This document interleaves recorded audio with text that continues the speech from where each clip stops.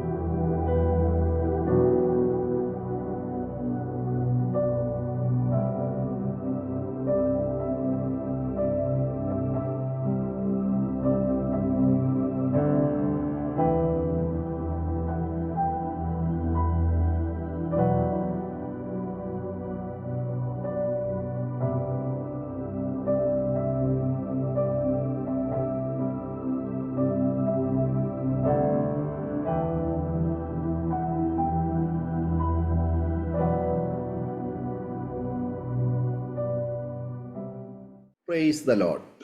Aroma ടിവിയുടെ എല്ലാ മാന്യ ശ്രോതാക്കൾക്കും വേഗം വരുന്ന കർത്താവായ യേശു ക്രിസ്തുവിന്റെ നാമത്തിൽ വന്ദനത്തെയും സ്വാഗതത്തെയും അറിയിക്കുന്നു. അനുഗ്രഹീതവും മനോഹരവുമായ നല്ല നിമിഷങ്ങൾക്കായി, നല്ല ദിവസത്തിനായി ഞാൻ കർത്താവിന് സ്തോത്രം ചെയ്യുന്നു. ജീവിതത്തിലെ വ്യത്യസ്ത തുറകളിലൂടെ കടന്നു പോകുന്ന പ്രിയപ്പെട്ടവരുടെ ജീവിതാനുഭവങ്ങളും ദൈവം നടത്തിയ അത്ഭുതകരമായ വഴികളെയും കുറിച്ച് ഓരോ ദിവസവും നിങ്ങളോടൊപ്പം പങ്കുവയ്ക്കുവാൻ കർത്താവ് അവസരമൊരുക്കിക്കൊണ്ടിരിക്കുന്നു. ഇന്ന് നമ്മുടെ ക്ഷണം സ്വീകരിച്ച് നമ്മോടൊപ്പം ജോയിൻ ചെയ്തിരിക്കുന്നത് കർത്താവിൻ്റെ വിലപ്പെട്ട ദാസൻ പാസ്റ്റർ ജോസഫ് ജോയി അവറുകളാണ്. കർത്താവിൻ്റെ ദാസനെ ഓർത്ത് ഞാൻ ദൈവത്തിന് സ്തോത്രം ചെയ്യുന്നു. ഒരു പക്ഷെങ്കിൽ പ്രിയ ദൈവദാസന് വേണ്ടി നിങ്ങൾ പ്രാർത്ഥിച്ചിട്ടുണ്ടാവാം, അദ്ദേഹത്തെക്കുറിച്ച് നിങ്ങൾ കേട്ടിട്ടുണ്ടാവാം. ഇന്ന് കർത്താവിൻ്റെ ദാസൻ നമ്മോട് തൻ്റെ ജീവിതാനുഭവങ്ങൾ പങ്കുവയ്ക്കുവാൻ തക്കവണ്ണം ജോയിൻ ചെയ്യുന്നതിന് മുൻപ് അദ്ദേഹത്തെക്കുറിച്ച് ഞാൻ ഒരു വാക്ക് പറഞ്ഞുകൊള്ളട്ടെ.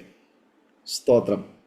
കർത്താവിൻ്റെ വിലപ്പെട്ട ദാസൻ പാസ്റ്റർ ബാബു ചെറിയാനെ അറിയാത്ത ആരും ഉണ്ടാകുകയില്ല.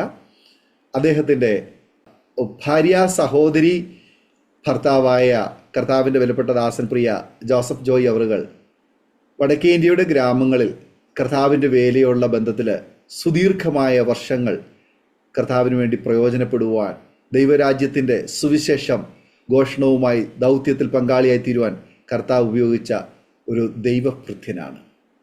തൻ്റെ ജീവിതയാത്രയിൽ തന്നോടൊപ്പം ദൈവം കൂട്ടിച്ചേർത്തതായ തൻ്റെ ജീവിത പങ്കാളി ചില വർഷങ്ങൾക്ക് മുന്നമേ തന്നെ വിട്ട് കടന്നുപോയി.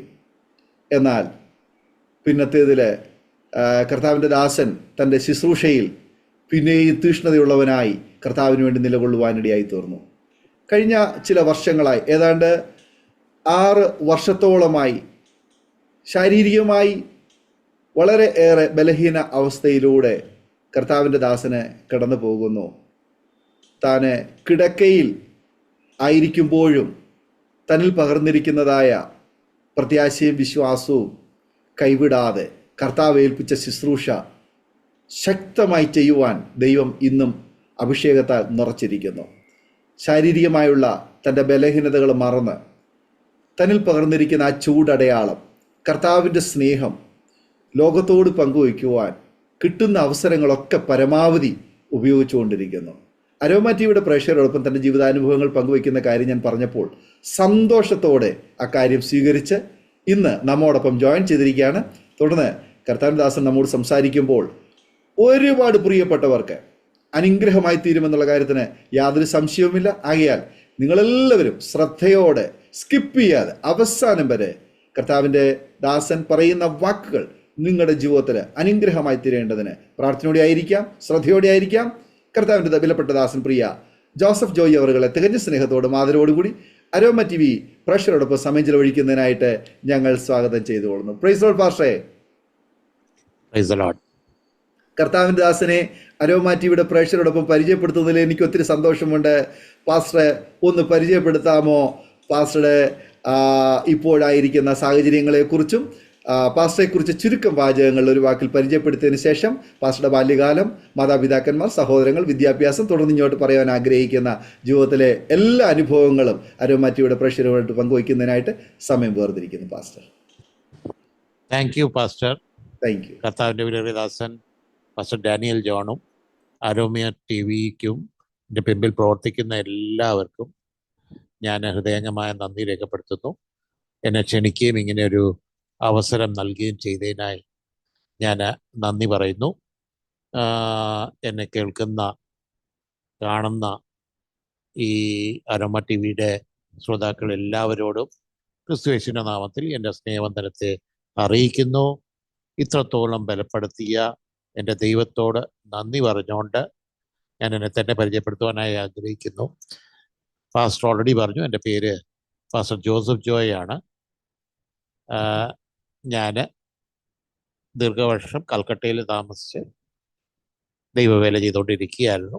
അവിടെ ICPFൻ്റെ റീജിയണൽ സെക്രട്ടറി ആയിട്ട് സേവനമനുഷ്ഠിക്കുമ്പോൾ തന്നെ ഞാൻ IPCയുടെ ഒരു ഓർഡിനൻ പാസ്റ്ററും കൂടെയാണ് വെസ്റ്റ് ബംഗാളിലെ. ഞാനിപ്പോൾ എറണാകുളത്താണ് ഇരിക്കുന്നത്. എറണാകുളത്തൊരു പാലിയേറ്റീവ് കെയർ സെൻറ്ററിലാണ്. ഇവിടെ വേറെ പേഷ്യൻ്റ് ഉണ്ട്, നേഴ്സസ് ഉണ്ട്, ഡോക്ടറുണ്ട്, എല്ലാ സ്റ്റാഫും ഉണ്ട്. എന്നാൽ ഇവരും ഇവിടുന്ന് ഞാൻ ബൈബിൾ ക്ലാസ്സും പലതും ഒക്കെ എടുത്തുകൊണ്ടിരിക്കുന്നുണ്ട്. എനിക്ക് അവസരങ്ങൾ ഒരുക്കി തരുന്നുണ്ട്. അങ്ങനെയാണ് നിങ്ങളുടെ അടുത്ത് എത്തുവാൻ ഈ അവസരം ലഭിച്ചിരിക്കുന്നത്. എനിക്ക് എൻ്റെ ഷോൾഡറിൻ്റെ താഴോട്ട് സ്വാധീനമില്ല. എനിക്കൊന്നും കൈ കൊണ്ടൊന്നും ചെയ്യാൻ പറ്റത്തില്ല.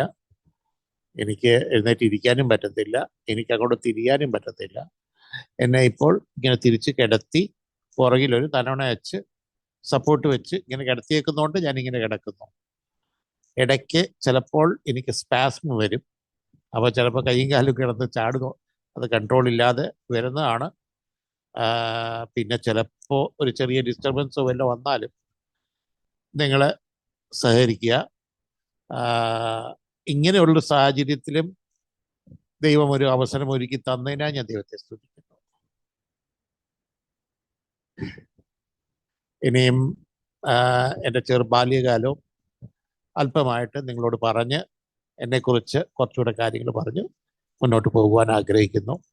ഞാൻ പറഞ്ഞ പോലെ എൻ്റെ പേര് പാസ്റ്റർ ജോസഫ് ജോയ് ആണ്. വീട്ടിൽ വിളിക്കുന്ന ജോജു എന്നാണ് എന്നെ വിളിക്കുന്നത്. ഞാൻ ജനിച്ചതും വളർന്നതും ഇനീഷ്യൽ സ്കൂളിംഗ് എല്ലാം നടന്നത് വെസ്റ്റ് ബംഗാളിലാണ്. ദുർഗാപൂർ സ്റ്റീൽ സിറ്റിയിലാണ് എൻ്റെ ജന്മം. അവിടെയാണ് എൻ്റെ ഇനീഷ്യൽ സ്കൂളിംഗ്. 12ാം ക്ലാസ് വരെ ഞാൻ അവിടെ പഠിച്ചു.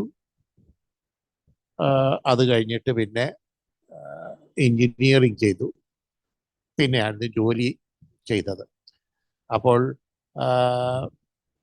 എൻ്റെ ഫാദറിൻ്റെ പേര് NP ജോയ്, മദറിൻ്റെ പേര് ചിത്തമ്മ ജോയ്. ഫാദർ അവിടെ സ്റ്റീൽ പ്ലാന്റിൽ ജോലിയായിരുന്നു. അപ്പോൾ തന്നെ അവിടെ ആത്മീയമായ നിലവാരത്തിലുള്ള പ്രവർത്തനങ്ങളൊക്കെ ചെയ്യുമായിരുന്നു. വീട്ടിൽ തന്നെ ഒരു സൺഡേ സ്കൂൾ ഉണ്ടായിരുന്നു. ദുർഗാപൂരിലെ ഏറ്റവും വലിയ സൺഡേ സ്കൂൾ ആ സൺഡേ സ്കൂളായിരുന്നു, ബെഥേൽ സൺഡേ സ്കൂൾ. അതൊക്കെ എൻ്റെ ജീവിതത്തിൽ അനുഗ്രഹമായിരുന്നു. എൻ്റെ മദർ അവിടെ ഒരു സ്കൂളിലെ ടീച്ചറായിരുന്നു. അവിടുന്ന് 1987 ഞാൻ ചെന്നൈയിൽ വരുന്നതും ഓട്ടോമൊബൈൽ എഞ്ചിനീയറിംഗ് ചെയ്യുന്നതും. അതിനുശേഷം ഞാൻ 4 വർഷം ജബൽപൂരിൽ അവിടെ ജോലി ചെയ്തു. ജബൽപൂരിൽ ജോലി ചെയ്ത് അവസാനമായപ്പോഴാണ് ഞാൻ കർത്താവിനെ സ്വന്തം രക്ഷിതാവായി സ്വീകരിക്കുന്നതും സ്നാനപ്പെടുന്നതും ജബൽപൂരിൽ വെച്ച്. അതിനുശേഷം ബഹ്റിനിലേക്ക് കടന്നുപോയി. 1 വർഷത്തോളം ബഹ്റിനിലായിരുന്നു. അവിടെ വെച്ച് ആത്മനിറവ് പ്രാപിച്ചു, അഭിഷേകം പ്രാപിച്ചു. പക്ഷെ അവിടെ ജോലി നഷ്ടപ്പെടുകയും പിന്നെ നാട്ടിലേക്ക് കടന്നു വരികയും ചെയ്തു. ചില മാസങ്ങൾക്ക് ശേഷം പിന്നെ ദോഹ ഖത്തറിലേക്ക് കടന്നുപോയി. അപ്പം 1995 to 2000 ഞാൻ ഖത്തറിലായിരുന്നു, ദോഹയിലായിരുന്നു.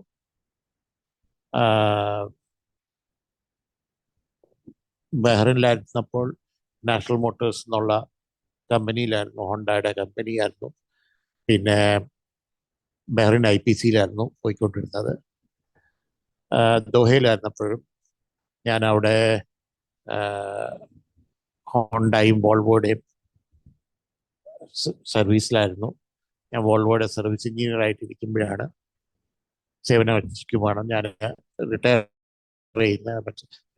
റിസൈൻ ചെയ്യുന്നതും സുരക്ഷ വേലയ്ക്കായിട്ട് സമർപ്പിക്കുകയും ചെയ്യുന്നത്. ഈ കാലഘട്ടം ഞാൻ 1993 കർത്താവിനെ സ്വതരക്ഷിതമായി സ്വീകരിച്ചു.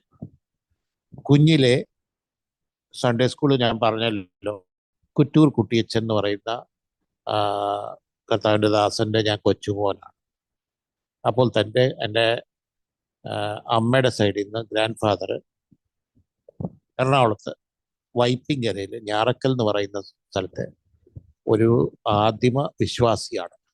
ഈ രണ്ട് കുടുംബങ്ങളും ദൈവനാമമഹത്വത്തിനായിട്ടും വിശ്വാസത്തിനായിട്ടും വലിയ വില കൊടുത്ത് വന്നതാണ്.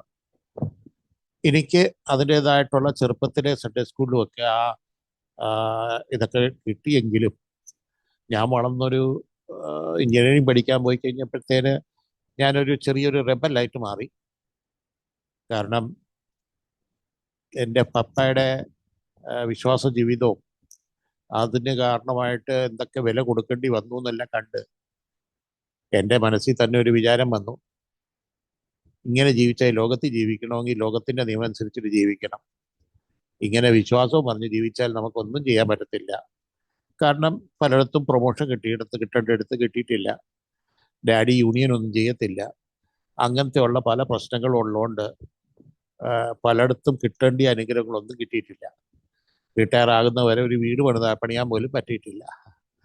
അപ്പോൾ ഇതൊക്കെ കണ്ടൊരു റെബലസ് ഇത് വന്നു. പക്ഷേ ജബൽപൂരിലായിരിക്കുമ്പോൾ ഒരു ദിവസം ദൈവം സംസാരിച്ചു, നീ എന്നെ വിട്ട് ഓടിപ്പോവാണ്, പക്ഷെ ഞാൻ നിന്നെ വിട്ടിട്ടില്ല.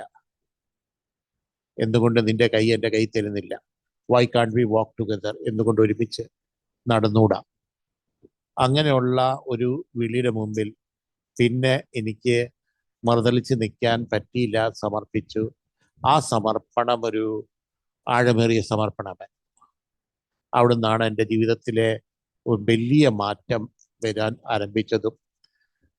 എനിക്ക് അന്ന് തൊട്ട് വചനം പഠിക്കാനും ആത്മീയമായിട്ട് മുന്നേറുവാനും വളരെ ആഗ്രഹവും സമർപ്പണവും ഉണ്ട്. ഞാനൊരു ബൈബിൾ കോളേജിൽ പോയിട്ടില്ല, പക്ഷേ രക്ഷിക്കപ്പെട്ട സമയം മുതൽ ഞാനൊരു സ്റ്റുഡൻ്റാണ്, ഇന്നും ഞാനൊരു സ്റ്റുഡൻ്റാണ്. അപ്പോൾ അങ്ങനെ ഞാൻ വളരെ കഠിനാധ്വാനം ചെയ്തു, അങ്ങനെ പഠിച്ചു. അപ്പോൾ ജോലിയിലായിരിക്കുമ്പോൾ തന്നെ എന്നെ കൊണ്ട് പറ്റുന്നത് പോലെ സുവിശേഷം പറയാനും എല്ലാം. ആത്മീയമായിട്ട് എന്നെ വളർത്തുവാൻ ദൈവം ബഹ്റിനിൽ വിട്ടു. എന്നാൽ സുവിശേഷ വേലയ്ക്ക് വേണ്ടി എന്നെ തയ്യാറാക്കാനായിട്ട് എന്നെ ഖത്തറിലും വിട്ടു. ഞാൻ അവിടെ ചെന്ന് അത്ഭുതമായിട്ട് ദൈവം അവിടെ കൊണ്ടുപോയി. വിസ കിട്ടത്തില്ലെന്നുള്ള സ്ഥാനത്താണ് അവിടെ കൊണ്ടുപോയത്. ഒത്തിരി എക്സ്പീരിയൻസ് എനിക്ക് തന്നു. അപ്പോൾ പ്രാവശ്യം വിസയ്ക്ക് വേണ്ടി എൻ്റെ കമ്പനിക്കാര് ഫാമിലിയെ കൊണ്ടുവരാനായിട്ട് എന്നെ നിർബന്ധിച്ചു, ഫാമിലി വിസയ്ക്ക് അപ്ലൈ ചെയ്യാനായിട്ട്. ഞാൻ വീട്ടിൽ വന്ന് സ്തോത്രം ചെയ്തുകൊണ്ടിരിക്കുമ്പോൾ, കർത്താവ് ഇത്രയും അനുഗ്രഹങ്ങൾ തന്നല്ലോ സ്തോത്രം ചെയ്തുകൊണ്ടിരിക്കുമ്പോൾ സഡൻലി ദൈവം എന്നോട് പറഞ്ഞു, നിന്നെ ഇവിടെ കൊണ്ടുവന്നത് വേരുറപ്പിക്കാനല്ല. അപ്പം ഞാൻ ചോദിച്ചു, പിന്നെ എന്തോ? പിന്നെ ഒരു ഉത്തരവില്ല. വേരുറപ്പിക്കാനല്ലെന്ന് പറഞ്ഞിട്ട് പിന്നെ ഉത്തരവൊന്നുമില്ല. പിന്നെ ഒരു സൈലന്റ് മോഡിലായിരുന്നു. ആ വിഷയത്തെക്കുറിച്ച് പിന്നെ 5 വർഷം കഴിഞ്ഞിട്ടാണ് ദൈവം സംസാരിച്ചത്. പക്ഷെ ഞാൻ കണ്ടിന്യൂസ് ആയിട്ട് പ്രാർത്ഥിച്ചുകൊണ്ടിരുന്നു. വേര് മുളക്കാതിരിക്കാൻ, ഞാൻ അവിടെ സെറ്റിലാകാതിരിക്കാൻ വളരെ ശ്രദ്ധിച്ചു. 5 വർഷം കഴിഞ്ഞപ്പോൾ ദൈവം എനിക്ക് ദർശനം തന്നു. ബംഗാൾ സൈഡിലേക്ക് പോകാൻ ദർശനം തന്നു. എന്നോട് റിസൈൻ ചെയ്യാൻ പറഞ്ഞപ്പോഴാണ് ഞാൻ പറയുന്നത്, കർത്താവേ, എനിക്ക് ജോലിയോടുകൂടി സുശേഷ വേല ചെയ്യാൻ പറ്റൂലേ? കാരണം ഇപ്പോഴാണെങ്കിൽ ഞാൻ എന്നെ തന്നെ ഫൈനാൻസ് ചെയ്യാം, പക്ഷെ ജോലി വിട്ടേച്ചും പോയി കഴിഞ്ഞു കഴിഞ്ഞാൽ അത് ബുദ്ധിമുട്ടായി തീരുമല്ലോ. അവിടെ ചെന്നാൽ ഈ ജോലി വല്ലതും ചെയ്ത് അതിൻ്റെ കൂടെ ചെയ്യാമല്ലോ എന്ന്. അപ്പൊ ദൈവം എന്നോടൊരു ചോദ്യം ചോദിച്ചു, നിനക്ക് ഈ തന്നത് ആരാന്ന് ചോദിച്ചു. ഞാൻ പറഞ്ഞു, എനിക്ക് ഉള്ളതെല്ലാം നിന്റെ ദാനമാണ്, നീയാണ് എനിക്ക് തന്നത്, ഈ ജോലി തന്നതും എല്ലാം നീ തന്നെ. അപ്പൊ അടുത്ത ചോദ്യം വന്നത്, ദാനമാണോ വലുത്, ദാതാവാണോ? ഒരു സെക്കൻഡ് ഞാൻ എടുത്തുള്ളൂ. ഞാൻ പറഞ്ഞു, മനസ്സിലായി കർത്താവേ, ഞാൻ ദാനത്തെ പിടിച്ചിരിക്കൂല, ഞാൻ ദാതാവിനെ പിടിച്ചിരുത്തോളാം, എനിക്ക് ദാതാവ് മതി. അങ്ങനെയാണ് ദൈവം എന്നെ റിസൈൻ ചെയ്യാനായിട്ട് ഒരുക്കുന്നതും. ഞാൻ റെസിഗ്നേഷൻ കൊടുക്കുകയും 2000 ജാനുവരിയിൽ റെസിഗ്നേഷൻ കൊടുത്തു. നോട്ടീസ് പീരിയഡിന് ശേഷം ഞാൻ കടന്നു വന്നു. ആ വരുന്നതിന് മുമ്പ് എനിക്ക് ഡോക്ടർ തോമസ് മാത്യു രാജസ്ഥാനിലെ ദോഹയിൽ കടന്നു വന്നിട്ടുണ്ടായിരുന്നു റെസിഗ്നേഷൻ ചെയ്യുന്നതിന് മുമ്പ്. അപ്പോൾ എൻ്റെ ആ സമർപ്പണവും കാര്യങ്ങളും പറഞ്ഞു,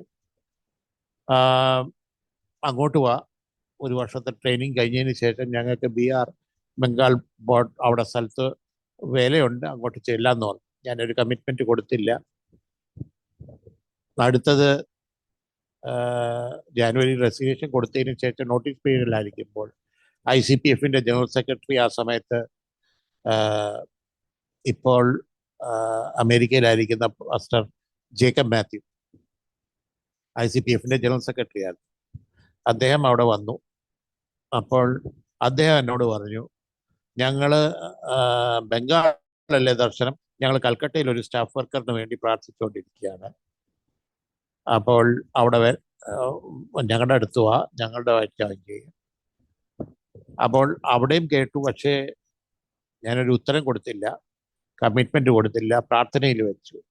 മൂന്നാമത്തെ ചോയ്സ്, ഞാൻ ഇവിടെ വന്ന് മണക്കാലയിൽ ആപ്ലിക്കേഷൻ എടുത്തു, അഡ്മിഷൻ എടുക്കാനായിട്ട്. അഡ്മിഷൻ കിട്ടി ബൈബിൾ കോളേജിൽ അഡ്മിഷൻ കിട്ടിയെങ്കിലും എനിക്ക് പോകാൻ താല്പര്യമില്ലായിരുന്നു. കാരണം ഓൾറെഡി 10 വർഷം ജോലി കഴിഞ്ഞു. ഇനിയും അധികം സമയം കളയാതെ, പേരൻസും പ്രായമായിട്ടിരിക്കുകയാണ്, അപ്പോൾ അവരെ നോക്കണം, അതിൻ്റെ റെസ്പോൺസിബിലിറ്റി എനിക്കാണ്. ഞാൻ എൻ്റെ മനസ്സിലൊരു കണക്ക് കൂട്ടി ഒരു 3 വർഷം ഞാൻ ബംഗാളിൽ പോയി നിന്ന് ശുശ്രൂഷ ചെയ്യാൻ. അത് ഇപ്പം ബൈബിൾ കോളേജിൽ പോയി കഴിഞ്ഞാൽ ആ സമയം കൂടെ പോവുമല്ലോ. അപ്പോൾ അതിനൊരു അത്ര വലിയ അങ്ങോട്ടൊരു നടത്തിപ്പ് കാണുന്നില്ല. പ്രാർത്ഥിച്ചുകൊണ്ടിരിക്കുകയാണ് എങ്ങനെയാണെന്ന്. അപ്പം ഞാൻ വേറൊരു പ്രാർത്ഥന വിഷയം കൂടെ വെച്ചു, ദൈവമേ, എൻ്റെ വൈഫിനെയും കൂടെ ഈ ഡിസിഷൻ മേക്കിങ്ങിൽ ഇൻവോൾവ് ചെയ്യിപ്പിക്കണം, കാരണം വൈഫും കൂടെ എൻ്റെ കൂടെ നിൽക്കേണ്ടതാണ്. അങ്ങനെ പ്രാർത്ഥിച്ചുകൊണ്ടിരിക്കുമ്പോഴാണ് ഒരു ദിവസം വൈഫ് പറയുന്നത്, ICPFൽ എന്താ ജോയിൻ ചെയ്യാത്തതെന്ന് ചോദിച്ചു. ഞാൻ പറഞ്ഞു, ഇത് കേൾക്കാനിരിക്കുകയായിരുന്നു. പിറ്റേ ദിവസം തന്നെ ICPFൽ പോയി ജോയിൻ ചെയ്തു. എനിക്ക് ദൈവം തന്ന ദർശനം, ഞാൻ ആക്ച്വലി 1999 ഫുൾ ദോഹയില് ഒരു പ്രാർത്ഥന ചങ്ങല, അതും ICPF ഇനിഷ്യേറ്റ് ചെയ്തായിരുന്നു, ഇന്റർസെഷൻ ഇന്ത്യ 99 എന്നും പറഞ്ഞുകൊണ്ട് ഒരു പ്രാർത്ഥന ചങ്ങല എല്ലാ ദിവസവും ഉപവസിച്ച് ദൈവമക്കൾ പ്രാർത്ഥിക്കുന്നുണ്ടായിരുന്നു. അതിനെ ലീഡ് ചെയ്ത് ഞാനാണ്. എല്ലാവരെയും വിളിച്ച് ഓർപ്പിക്കാനും പ്രയർ ടോപ്പിക്സ് പറയാനും എല്ലാം ലീഡ് ചെയ്തത് ഞാനായിരുന്നു.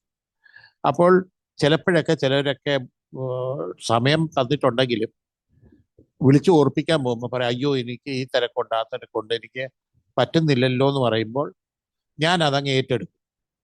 അപ്പോൾ ഞാൻ കമ്മിറ്റ് ചെയ്തതിനെക്കാട്ടി കൂടുതൽ സമയങ്ങൾ ഇന്ത്യക്ക് വേണ്ടി, ഒരു റിവൈവലിന് വേണ്ടി പ്രാർത്ഥിക്കാൻ ഒരു വർഷം മൊത്തം എനിക്ക് അത് മുഖാന്തരമായിട്ട് എനിക്കൊരു അവസരം കിട്ടി. അതിനുശേഷമാണ് എൻ്റിലാണ് ദൈവം എന്നോട് ഇറങ്ങാൻ പറയുന്നത്. അപ്പോൾ ഒരു റിവൈവലിന് വേണ്ടി പ്രാർത്ഥിച്ചപ്പോൾ എനിക്ക് മനസ്സിലായി, ഞാൻ ഒറ്റയ്ക്ക് ചെയ്യാൻ പറ്റുന്ന കാര്യമൊന്നുമല്ല. ഒരു റിവൈവൽ എന്നൊക്കെ പറയുന്ന ഒന്നും നമുക്ക് ഒറ്റയ്ക്ക് ചെയ്യാൻ പറ്റുന്ന കാര്യമല്ല. ഒത്തിരി പേരുടെ ആവശ്യമുണ്ട്. അപ്പോൾ ദൈവം എനിക്ക് തന്ന ഒരു കോളിങ്ങും ഇത് പ്രകാരം പലതും പറയാനുണ്ടെങ്കിലും ഒരു ബർണബാസിന്റെ ശുശ്രൂഷ എന്ന് വെച്ച് കഴിഞ്ഞാൽ അനേക പൗലോസുമാരെ മുന്നോട്ട് കൊണ്ടുവരാനായിട്ട്, അനേക ലീഡേഴ്സിനെ ഡെവലപ്പ് ചെയ്യാനായിട്ട്. അപ്പോൾ ബംഗാളിൽ ചെന്ന് കഴിഞ്ഞപ്പോൾ അത് ബുദ്ധിമുട്ടുണ്ട്. കാരണം ബേസിക് പോലും ഇല്ലാത്ത ജനങ്ങളാണ്. അപ്പോൾ അങ്ങനെയുള്ളവരെ ആദ്യം കർത്താവുമായിട്ടുള്ള ബന്ധത്തിൽ കൊണ്ടുവരണം. അത് കഴിഞ്ഞിട്ട് അവരെ ഡിസൈപ്പിൾ ചെയ്യണം. എല്ലാം ചെയ്ത് കഴിഞ്ഞിട്ടേ നമുക്ക് ഒരു ലീഡർഷിപ്പിലേക്ക് കൊണ്ടുവരാൻ പറ്റും. ചുരുക്കം പറഞ്ഞ ഒരു 600-700 പേരെ നമ്മൾ ടാർഗറ്റ് ചെയ്ത് നമ്മൾ നോക്കുകയാണെങ്കിൽ അവസാനം 2 ലീഡേഴ്സിന് ചിലപ്പോൾ കിട്ടും. അതാണ് എമൗണ്ട് ഓഫ് വർക്ക് ഇൻവോൾവ്. 600-700 പേരെ നമ്മൾ നോക്കിയിട്ട് അതിൽ നിന്ന് 2 ലീഡേഴ്സ്. അപ്പോൾ ചിന്തിക്കുക, ഇത്രയും വലിയ പ്രദേശത്ത് ഇത്രയും ലീഡേഴ്സിനെ നമുക്ക് ഉണ്ടാക്കിയെടുക്കണമെങ്കിൽ എത്ര പേരെ നമ്മൾ റീച്ച് ഔട്ട് ചെയ്താലാണ് പറ്റുന്നത്. അപ്പോൾ ഇറ്റ്സ് എ വാസ്റ്റ് ടാസ്ക്. അപ്പോൾ അവിടെ ചെന്ന് കഴിഞ്ഞപ്പോഴത്തേന് ഈ ICPF എനിക്കൊരു നല്ല പ്ലാറ്റ്ഫോമാണ്. കാരണം ICPFന് ഒരു ചർച്ച് പ്ലാന്റേഷൻ ഇല്ല. അപ്പോൾ തന്നെ cream of the society youths, ആ യൂത്ത്സിൻ്റെ ഇടയിൽ, കോളേജ് സ്റ്റുഡൻസിൻ്റെ ഇടയിൽ പ്രവർത്തിക്കാനുള്ളൊരവസരം, അത് എനിക്കും ഡെവലപ്പ് ആകാൻ സാധിച്ചു. കാരണം പോസ്റ്റ് ഗ്രാജുവേറ്റ് സ്റ്റുഡൻസിനോട് എങ്ങനെയാണ് സംസാരിക്കേണ്ടത്, അണ്ടർ ഗ്രാജുവേറ്റ് സ്റ്റുഡൻസിനോട് എങ്ങനെയാണ് സംസാരിക്കേണ്ടത്, ജനറൽ ആൾക്കാരോട് എങ്ങനെയാണ് സംസാരിക്കേണ്ടത്, ഒരു വാസ്റ്റ് ഒരു ഡിഫറൻസ് ഉള്ള ഒരു ഗ്രൂപ്പിനോടൊക്കെ ശുശ്രൂഷിക്കാൻ, ആ പലയിടത്ത് പല ലെവലിൽ ശുശ്രൂഷിക്കാൻ, കൊച്ചു പിള്ളേരോട് ശുശ്രൂഷിക്കാൻ ഒക്കെയും എന്നെ ഈ പഠിപ്പിച്ചത്, അതിനുള്ള എക്സ്പോസർ തന്നത് ICPF ഒരു പ്ലാറ്റ്ഫോം എനിക്ക് നല്ലപോലെ തന്നു. എന്ന് മാത്രമല്ല അവിടെയുള്ള എല്ലാ ക്രിസ്തീയ സംഘടനകളും ആയിട്ട് ചേർന്ന് പ്രവർത്തിക്കാൻ ഒരവസരം തന്നു. അപ്പോൾ അവരെ മനസ്സിലാക്കാനും അവരുടെ പ്രവർത്തന രീതികൾ മനസ്സിലാക്കാനും അവരുമായിട്ട് അസോസിയേറ്റ് ചെയ്യാനും അവരുടെ നന്മകളെല്ലാം നമുക്ക് മനസ്സിലാക്കാൻ, പഠിക്കാൻ, അവരിലുള്ള നെഗറ്റീവ്സിനെല്ലാം നമ്മൾ അവോയ്ഡ് ചെയ്യാൻ, ഇതെല്ലാം നല്ല അവസരം കിട്ടി. കാരണം ഒരു ക്ലോസ് ഡോർ അല്ല, ഒരു ഡെവലപ്ഡ് ആയിട്ടുള്ള ഇതെനിക്ക് കിട്ടി. അതിനായി ഞാൻ ദൈവത്തെ സ്തുതിക്കുന്നു, സ്തോത്രം ചെയ്ത്. എന്ന് മാത്രമല്ല, നമ്മൾ ഒരു ഓർഗനൈസേഷൻ അല്ല, എല്ലാ ഓർഗനൈസേഷനിലും നമുക്ക് നമുക്ക് അവസരം നൽകിയാൽ നമുക്ക് കൺട്രിബ്യൂട്ട് ചെയ്യാൻ പറ്റി. ദൈവം സഹായിച്ച് 3 വർഷം കൽക്കട്ടയിൽ സ്റ്റാഫ് വർക്കറായിട്ടിരുന്നു. അതിനുശേഷം റീജിയൻ്റെ ചുമതല തന്നു. അത് ഏറ്റവും വലിയ റീജിയൻ, 12 സംസ്ഥാനം, ഒറീസ, ബീഹാർ, ജാർഖണ്ഡ്, വെസ്റ്റ് ബംഗാൾ, ആസാം എന്ന് വേണ്ട നോർത്ത് ഈസ്റ്റേൺ സ്റ്റേറ്റ്സ് എല്ലാം കൂടി 12 സംസ്ഥാനമാണ് തന്നത്. ഒരു വാസ്റ്റ് ഇതാണ്. എന്നാൽ ഇവിടെ എല്ലാം വല്ലതും ചെയ്തോന്ന് ചോദിച്ചു കഴിഞ്ഞാൽ അധികമൊന്നും ചെയ്യാൻ പറ്റിയിട്ടില്ല. ഇത് നമ്മൾ ഇൻഡിവിജ്വലി എൻ്റെ കണ്ണിൽ കൂടെ നോക്കുകയാണെങ്കിൽ നമ്മളെ കേട്ടോ ഒത്തിരി ചെയ്തു എന്ന് വെച്ച് കഴിഞ്ഞാൽ കുത്തി ഇരുന്നിട്ടില്ല, ഒത്തിരി ചെയ്തു. പക്ഷേ ഇത്രയും വാസ്റ്റ് ഏരിയയിൽ ഈ സമുദ്രത്തിൽ കൊണ്ട് കുറച്ച് തുള്ളി വെള്ളം പോലെയാണ് ആ വാസ്റ്റ് ഇത് കിടക്കുന്നതിനകത്ത് നമ്മൾ നോക്കുമ്പോൾ നമ്മൾ ചെയ്തതൊന്നുമല്ല. പക്ഷേ ഇൻഡിവിജ്വലി നമ്മുടെ ഇതിൽ കൂടെ നോക്കുമ്പോൾ ഒത്തിരി മൂവ്മെന്റ്സ് ചെയ്യാൻ സഹായിച്ചു. ഇപ്പൊ തന്നെ ICPFന്റെ പ്രവർത്തനം കണ്ടിട്ടാണ് IPC ചർച്ചിന്, അന്ന് അവിടെ കൽക്കട്ടയിൽ ഒരു ചർച്ചേ ഉണ്ടായിരുന്നുള്ളൂ, അപ്പോൾ അവർക്ക് മിഷൻ വർക്ക് ചെയ്യണമെന്നൊക്കെ താല്പര്യം വരുന്നതും അവര് ഞാൻ അവിടുത്തെ മെമ്പർ ആയതുകൊണ്ട് എന്നെ പിടിച്ച് അവിടുത്തെ മിഷൻ ഡയറക്ടറാക്കാൻ ശ്രമിച്ചു. ഞാൻ മിഷൻ ഡയറക്ടർ ആവൂലെന്നും പറഞ്ഞു. ഞാൻ എന്നിട്ട് അവിടെ ഒരു മിഷൻ ബോർഡ് ഉണ്ടാക്കാൻ പറഞ്ഞു. അങ്ങനെ ഒരു ഇനിഷ്യേറ്റ് ചെയ്ത് മിഷൻ ബോർഡൊക്കെ ചെയ്തു. പിന്നെ അവർക്ക് പിന്നെയും എൻ്റെ സേവനം ആവശ്യം വന്നെന്ന് പറഞ്ഞു. അവർ പിന്നെ ICPFല് കത്തെഴുതി പെർമിഷൻ ആവശ്യപ്പെട്ട് അങ്ങനെ IPCയുടെ ചർച്ചിൽ അവരുടെ മിഷൻ പ്രവർത്തനത്തിൽ ലീഡർഷിപ്പ് കൊടുക്കാനൊക്കെയും ദൈവം സഹായിച്ചു. ഇന്ന് 100ഓളം സഭകളുണ്ട്. അപ്പോൾ ദാറ്റ്സ് എ ഇമ്മൻസ് ഗ്രോത്ത്. ബംഗാളിൽ ചെല്ലുമ്പോൾ അവിടെ നമ്മൾ എത്ര വിത്ത് വിതച്ചാലും മുളയ്ക്കാത്ത ഒരു സ്ഥലമാണ്. അധികം എതിർപ്പും ഇല്ല, ഒന്നുമില്ല. എന്നാൽ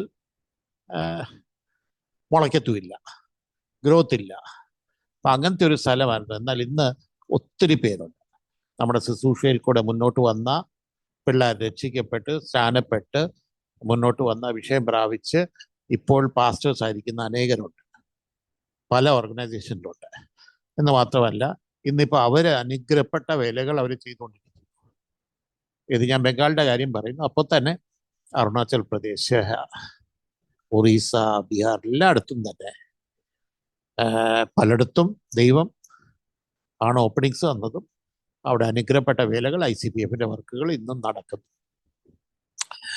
ഈ മിനിസ്ട്രി ഇതെല്ലാം നടക്കുമ്പോൾ തന്നെ ഞാൻ കൽക്കട്ടയിൽ ചെല്ലുമ്പോൾ അന്നും ഇച്ചിരി കഷണ്ടിയുണ്ട്. അപ്പോൾ അവിടെ പലരും പറഞ്ഞു ഈ കഷണ്ടി വെച്ചുകൊണ്ട് എങ്ങനെയാ കോളേജിൽ പോകുന്ന സ്റ്റുഡൻസിൻ്റെ അടുത്ത് എങ്ങനെയാ അക്സെപ്റ്റബിലിറ്റി കിട്ടുന്നത് എന്ന് മാത്രമല്ല എനിക്ക് പ്രസംഗിക്കാനും അറിയില്ല. എനിക്ക് ഉത്സാഹമുണ്ട്, സമർപ്പണമുണ്ട്, എന്നാൽ അതിനുള്ള കഴിവോ എക്സ്പീരിയൻസോ ഒന്നും ഇല്ലാത്തതുകൊണ്ടുള്ള പ്രശ്നങ്ങളും ഉണ്ട്. അപ്പോൾ അവർ പറഞ്ഞത് ശരിയാണ്, ഇയാളെ കൊണ്ട് എങ്ങനെ മിനിസ്ട്രി ചെയ്യാൻ പറ്റുമെന്നാണ് പറഞ്ഞത്. പക്ഷേ നമുക്ക് സമർപ്പണമുണ്ടെങ്കിൽ വി ആർ അവൈലബിൾ. നമ്മൾ എത്ര കഴിവ് കുറഞ്ഞവനാണെങ്കിലും നമ്മുടെ ദൈവം വലിയവനാണ്. ദൈവം നമ്മളെ കൊണ്ട് വേല ചെയ്യാൻ പറ്റും. അത് എൻ്റെ ജീവിതത്തിൽ കൂടെ ഞാൻ അനുഭവിക്കാൻ പറ്റി. ഒരു വലിയൊരു മാറ്റം അവിടുത്തെ മിഷൻ പ്രവർത്തനങ്ങളിൽ തന്നെ ഒരു വലിയ മാറ്റം വരാൻ ദൈവം ഇടയാക്കി ചെയ്തു. ഒത്തിരി ലീഡേഴ്സിനെ വാർത്തെടുക്കുവാൻ ദൈവം സഹായിച്ചു. 18 വർഷം ഞാൻ കൽക്കട്ടയിൽ നിന്ന് വേല ചെയ്തു എന്ന് മാത്രമല്ല, 18 വർഷം കൽക്കട്ടയിൽ നിന്ന് വേല ചെയ്തു എന്ന് പറഞ്ഞാൽ ഇന്നും ഞാൻ ബംഗാളിൽ ഇൻവോൾവ് ആണ്. ഇന്നും ഞാൻ അവിടെ ബൈബിൾ ക്ലാസ് എടുക്കുന്നുണ്ട്. ട്രെയിനിങ് സെൻറ്ററിൽ അനേകരെ വചനം പഠിപ്പിക്കുകയും അവരെ ഇത് എടുക്കുകയും അവരുടെ പേപ്പർ കറക്റ്റ് ചെയ്യുകയും പരീക്ഷ എടുക്കുകയും എല്ലാം ചെയ്തുകൊണ്ടിരിക്കുന്നുണ്ട്. എൻ്റെ ഈ ലിമിറ്റഡ് ഇതിൽ അതെല്ലാം ഇപ്പം മൊബൈലിലും ഇതിലും എല്ലാം വോയിസ് ആക്ടിവേഷനിൽ ചെയ്തുകൊണ്ടിരിക്കുന്ന ഒത്തിരി ബുദ്ധിമുട്ടുണ്ട് പേപ്പർ കറക്റ്റ് ചെയ്യാനൊക്കെ. കാരണം എനിക്ക് പേപ്പർ എടുത്ത് ഫിസിക്കലി അത് ചെയ്യാൻ പറ്റില്ല. അപ്പം അങ്ങനെയുള്ള പല ബുദ്ധിമുട്ടുണ്ടെങ്കിലും ഇന്നും അത് ചെയ്തുകൊണ്ടിരിക്കുന്നു. അനേകർക്ക് അത് ഹെൽപ്ഫുൾ ആയിരിക്കുന്നു. എന്ന് മാത്രമല്ല, ഇങ്ങനെ കിടക്കെ കിടന്ന് ശുശ്രൂഷിക്കുമ്പോൾ അത് കുറച്ചുകൂടെ പവർഫുള്ളാണ്. എന്ന് മാത്രമല്ല, ദൈവത്തിൻ്റെ കൃപയെക്കുറിച്ചും ഒക്കെ ആൾക്കാർക്കൊരു ഡയറക്റ്റ് ഒരു ബോധ്യപ്പെടലാണ് നടക്കുന്നത്. നമ്മുടെ സഭകളിലൊക്കെ ഉള്ള മെസ്സേജ് അവിടെയൊക്കെ നോർത്ത് ഇന്ത്യയിലൊക്കെ പലതും ദൈവം വിടുതൽ തരും, ദൈവം സൗഖ്യം തരും, ദൈവം അനുഗ്രഹിക്കും. അപ്പൊ വിടുതലും അനുഗ്രഹവും ഇതും ഒക്കെ പറഞ്ഞും നമ്മൾ അനേകർ വരുന്നുണ്ട്, സൗഖ്യം പ്രാപിക്കുന്നുണ്ട്, വിടുതൽ പ്രാപിക്കുന്നുണ്ട്. അപ്പൊ എൻ്റെ ശുശ്രൂഷയിലും അങ്ങനെ സംഭവിച്ചിട്ടുണ്ട്. പക്ഷെ എന്നാലും നമ്മൾ ഒരു മനുഷ്യരാണ്. നമുക്കും ഇങ്ങനത്തെയുള്ള ബുദ്ധിമുട്ടും പ്രയാസങ്ങളും ഒക്കെ വരാം. എന്നാൽ ഇങ്ങനെയുള്ള ബുദ്ധിമുട്ട് വന്നാലും നമ്മളെ കൈവിടാത്തൊരു ദൈവമുണ്ട്, നമ്മളെ ബലപ്പെടുത്തുന്ന ഒരു ദൈവമുണ്ട്. എന്ന് മാത്രമല്ല, ഇങ്ങനെ ഒരു അവസ്ഥയിലും മറ്റുള്ളവർക്ക് ഒരു അനുഗ്രഹമായി തീരാത്തൊക്കെ വേണം, ഒരു ആശ്വാസമാക്കി തീരത്തൊക്കെ വേണം, നമ്മളെ എടുത്ത് ഉപയോഗിക്കാൻ പറ്റുന്ന ഒരു ദൈവമാണെന്നുള്ളതിൻ്റെ ഒരു ലിവിങ് എക്സാമ്പിൾ കൂടെയാണ്. ഞാൻ ഇവിടെ പാലിറ്റി കയറി കിടക്കുമ്പോഴും ഇന്നും പലരും എൻ്റെ അടുത്ത് വരുന്നുണ്ട്. അപ്പോൾ ദൈവാത്മാവ് അവരെക്കുറിച്ച് ചില കാര്യങ്ങളൊക്കെ ഞാനങ്ങ് സംസാരിച്ച് കഴിഞ്ഞപ്പോഴത്തേന് അവർ ഓപ്പൺ അപ്പ് ആവും, കരയാനും സമർപ്പിക്കാനും തുടങ്ങും അവര്. അപ്പോൾ ഇവിടെ കിടന്നുകൊണ്ടും എനിക്ക് പലരെയും റീച്ച് ഔട്ട് ചെയ്യാൻ പറ്റുന്നുണ്ട്, അവരെ ദൈവഭാഗത്തേക്ക് കൊണ്ടുവരാൻ പറ്റുന്നുണ്ട്. ഞാൻ ഇതെല്ലാം ഒന്നും വർണ്ണിക്കാൻ ആഗ്രഹിക്കുന്നില്ല. But what I say is god is powerful. I am not powerful. ഞാനൊരു സാധാരണ മനുഷ്യനാണ്. I am the weakest of the weakest. കാരണം എനിക്കൊന്നും ചെയ്യാൻ കഴിയുന്നില്ല. എന്നെ ആരെങ്കിലും സഹായിച്ചില്ലെങ്കിൽ എനിക്കൊന്നും ചെയ്യാൻ പറ്റില്ല. ഒരു കൊതുക് വന്ന് എന്നെ കടിച്ചാൽ ആ കൊതുകിനെ ഒന്ന് പറപ്പിച്ച് കളയാൻ പോലും പറ്റത്തില്ല. എന്നെ കൊണ്ട് ആകെ കൂടെ പറ്റുന്നത് ഇങ്ങനെ ഊതി ഊതി അതിനെ ഓടിക്കാനായിട്ട് ശ്രമിക്കാം. പക്ഷെ കൊതുകിന് വരെ അറിയാം ഇയാൾക്കൊരു കഴിവില്ല. അത് പിന്നെയും വന്ന് പറഞ്ഞു അത് ഇരുന്നോളും. അപ്പോ കൊതുകിന് വരെ അറിയാം ഇയാൾക്കൊരു കഴിവില്ലെന്ന്, ഇയാളൊരു വീക്കസ്റ്റ് ആളാണെന്ന് കൊതുകിന് വരെ അറിയാം. അപ്പൊ ഞാനിത് പറഞ്ഞതിന്റെ കാര്യം എന്ന് വെച്ച് കഴിഞ്ഞാൽ എനിക്ക് എന്നിൽ തന്നെ പ്രശംസിക്കാനൊന്നുമില്ല. I am a weak person. പക്ഷേ ഈ വീക്കായിട്ടുള്ള ഈ ആളെ കൊണ്ട് ദൈവം അനേകരെ ബലപ്പെടുത്തുന്നുണ്ട്. അതൊരു അത്ഭുതമാണ്. എനിക്ക് തന്നെ ഒരു അത്ഭുതമാണ്. കാരണം അത് എങ്ങനെ സാധിച്ചെടുക്കുന്നു എന്നുള്ളത് അത് എനിക്ക് തന്നെ അത് മനസ്സിലാക്കാൻ പറ്റിയിട്ടില്ല. പക്ഷേ അനേകരെ പ്രാർത്ഥന ആവശ്യപ്പെട്ട് വരുന്നുണ്ട്, അനേകര് ബലപ്പെടുന്നുണ്ട്, അനേകർക്ക് വിടുതൽ കിട്ടുന്നുണ്ട്, അനേകരുടെ പല പ്രശ്നങ്ങൾ മാറുന്നുണ്ട്. അതിനായി ഞാൻ ദൈവത്തെ സ്തുതിക്കുന്നു, സ്തോത്രം ചെയ്യുന്നു. ഞാൻ കൽക്കട്ടയിൽ ആയിരിക്കുമ്പോൾ എനിക്ക് ദൈവം ഒരു ബോധ്യം തന്നു, അധികം നാളോടുമില്ലെന്ന്. എനിക്ക് നടുവേദന ഉണ്ടായിരുന്നു. അപ്പൊ നടുവേദന വരുമ്പോഴത്തേന് നമുക്ക് വിശ്രമിക്കാനാണ് തോന്നുന്നത്.